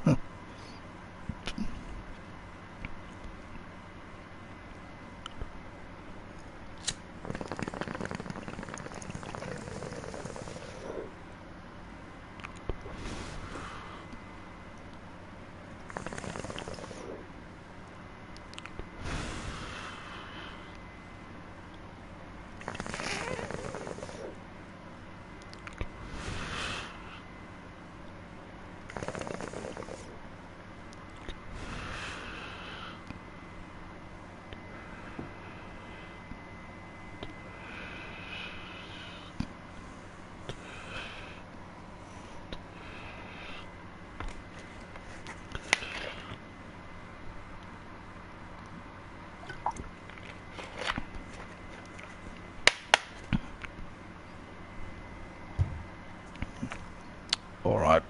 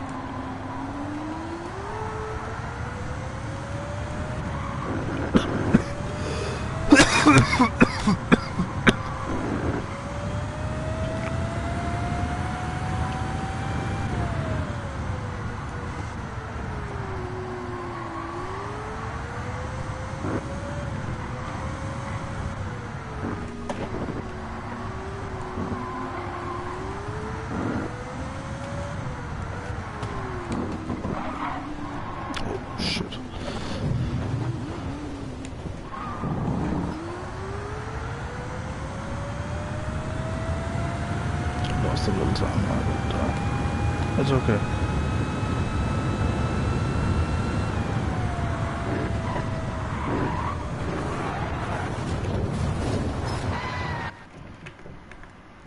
Let's retry that again.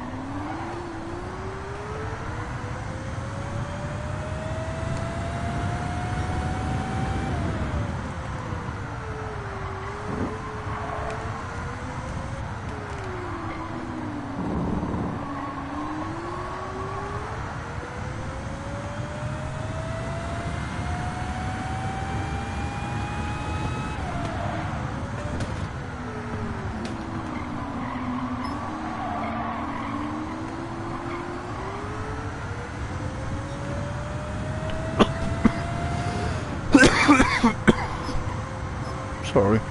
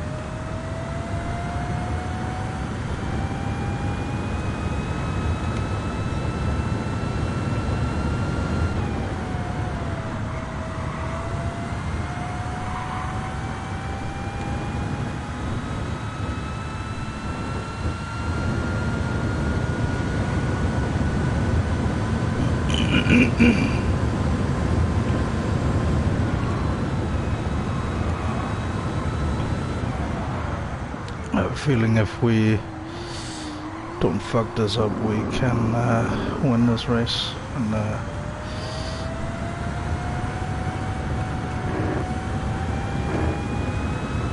maybe win the championship. Maybe.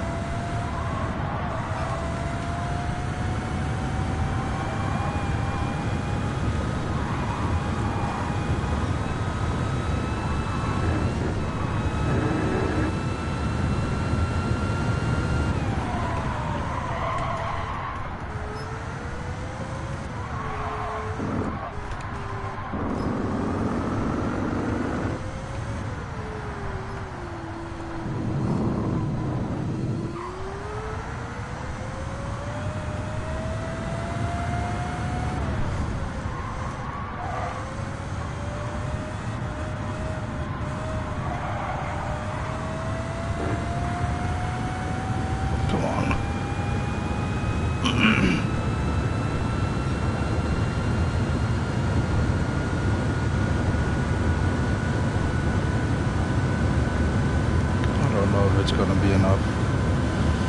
But could at least be damn close.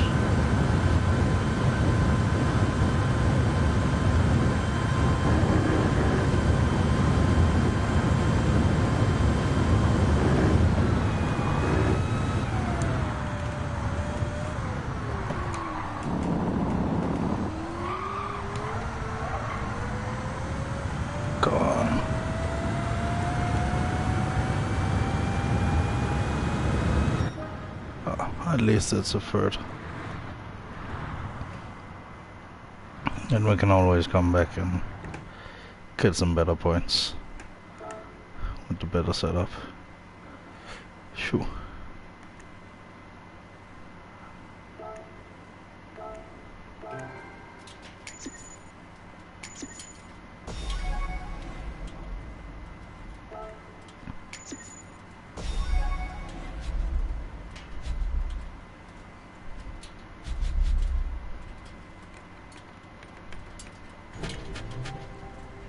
Nice. I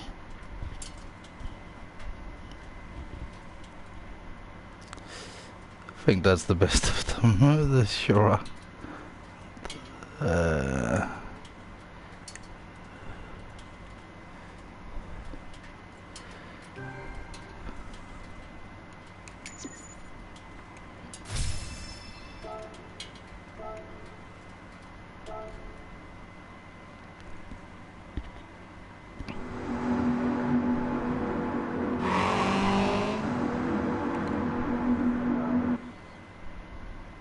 Shoot.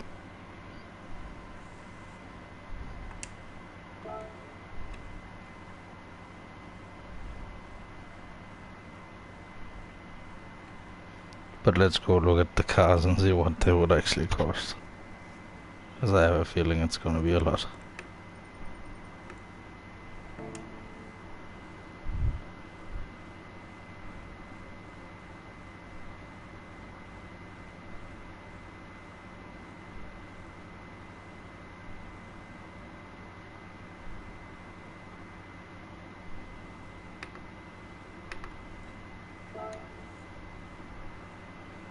I have a gift in my garage as well.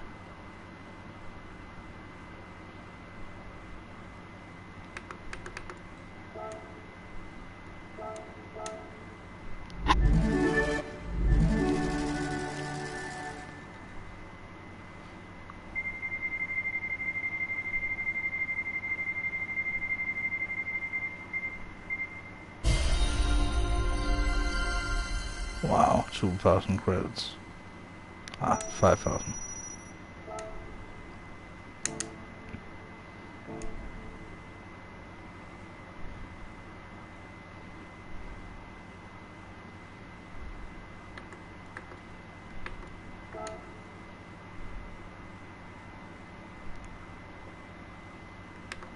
Let's see. Porsche. If you need an invitation to get that car as well, you'll probably do.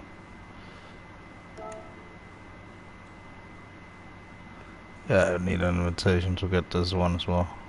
Dang.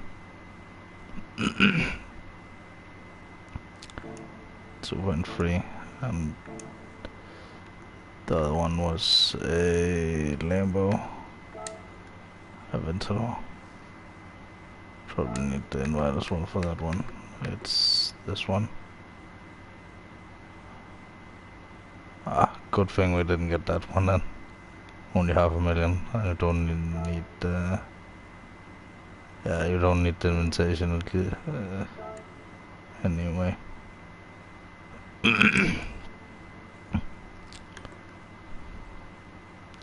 Like this one. Does it have more than one livery?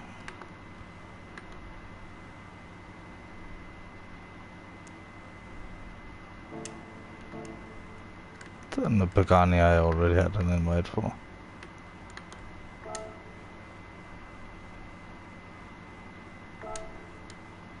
See, 1.3 million. But it's the most distinct. of them. I mean,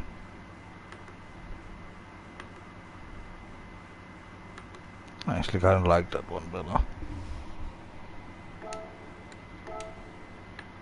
So many colors.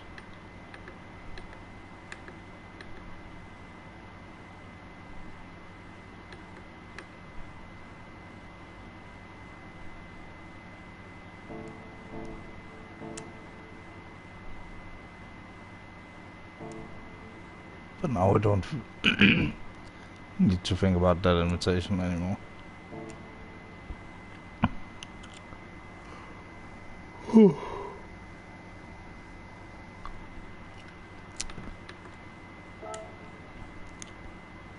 Let's see what's in the cafe.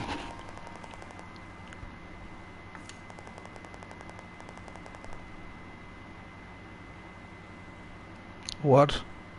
Just check out the trophy. Yeah. Being seen as...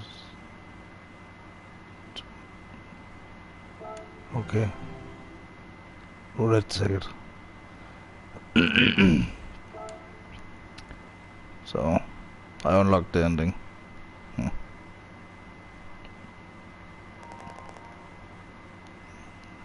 Yes. All your Gran Turismo friends are waiting for you. Yes.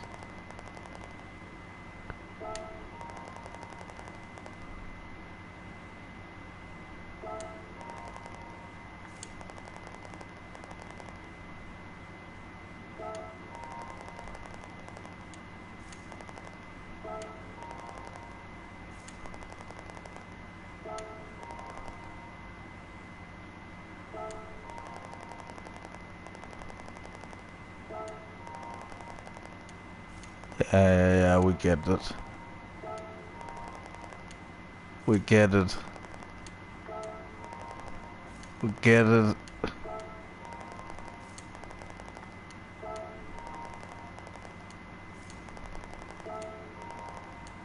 One more.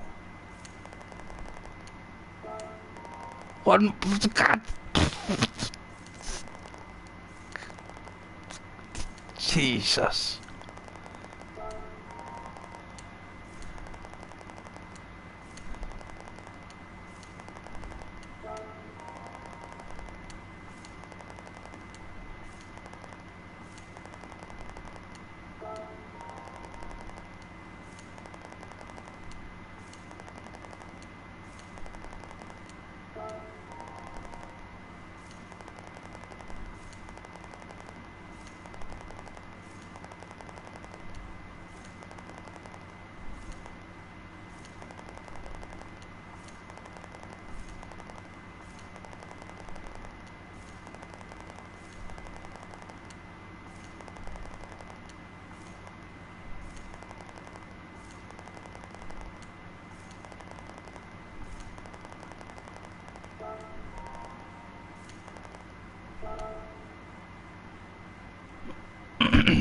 Jesus.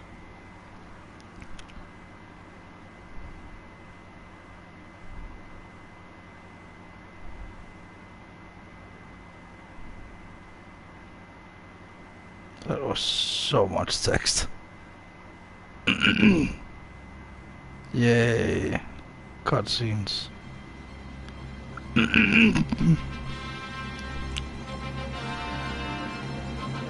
Please don't be something copyrighted.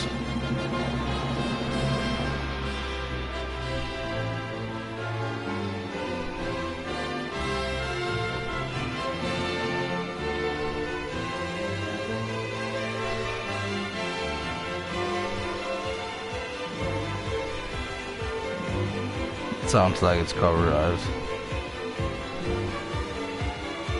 Sounds very much like something that could be copyrighted.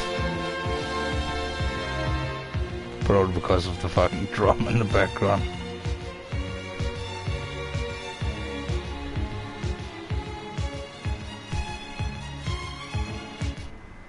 Fuck that.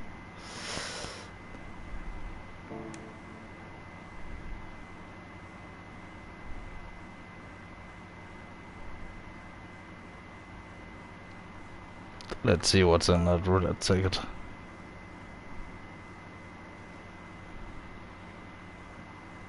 Oh, or on that roulette ticket. Gifts.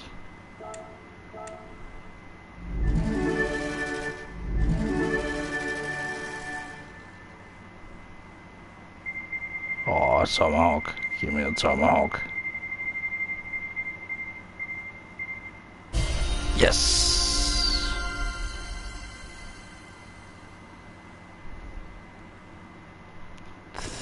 The group 1 tomahawk. Nice.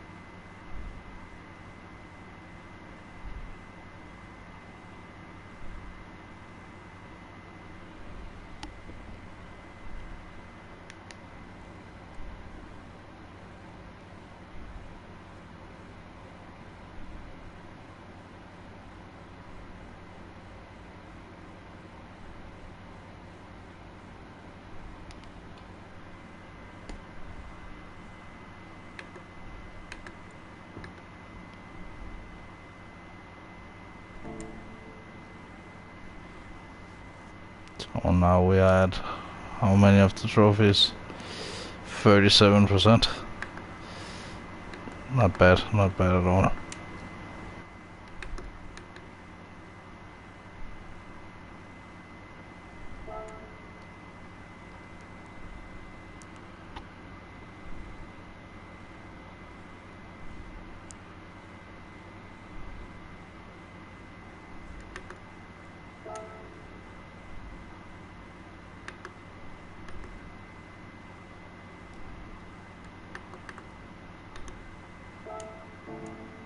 Whoa. World Touring. Ah.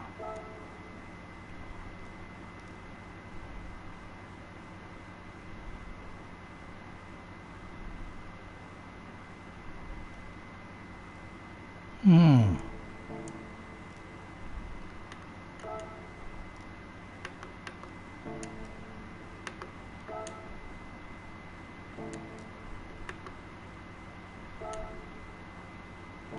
Oh, so unlock those on every...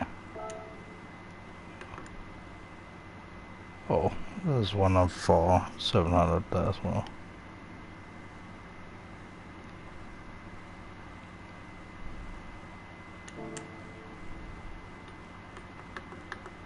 What do we have on an evergreen? Anything new? The 600 touring car.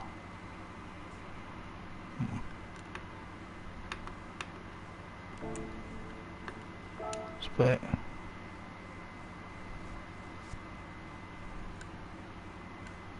That's 600 as well.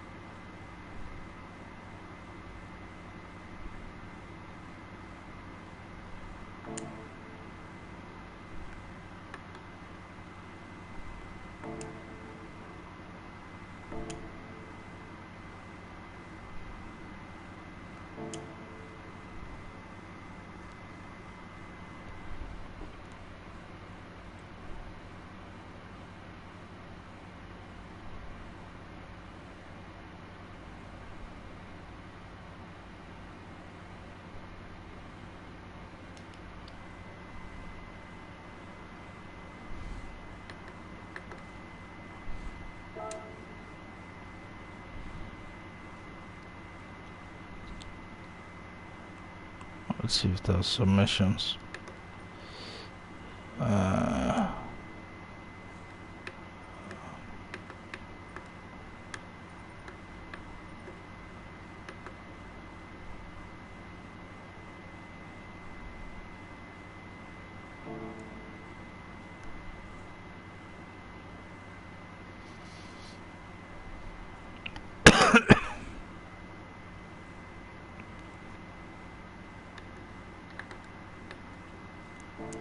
yeah, I think I'm going to call it here. Call it a night. So, sorry.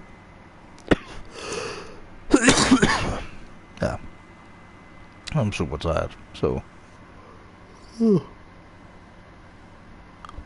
see you tomorrow. Or maybe not tomorrow, but next week. So, take care. Bye.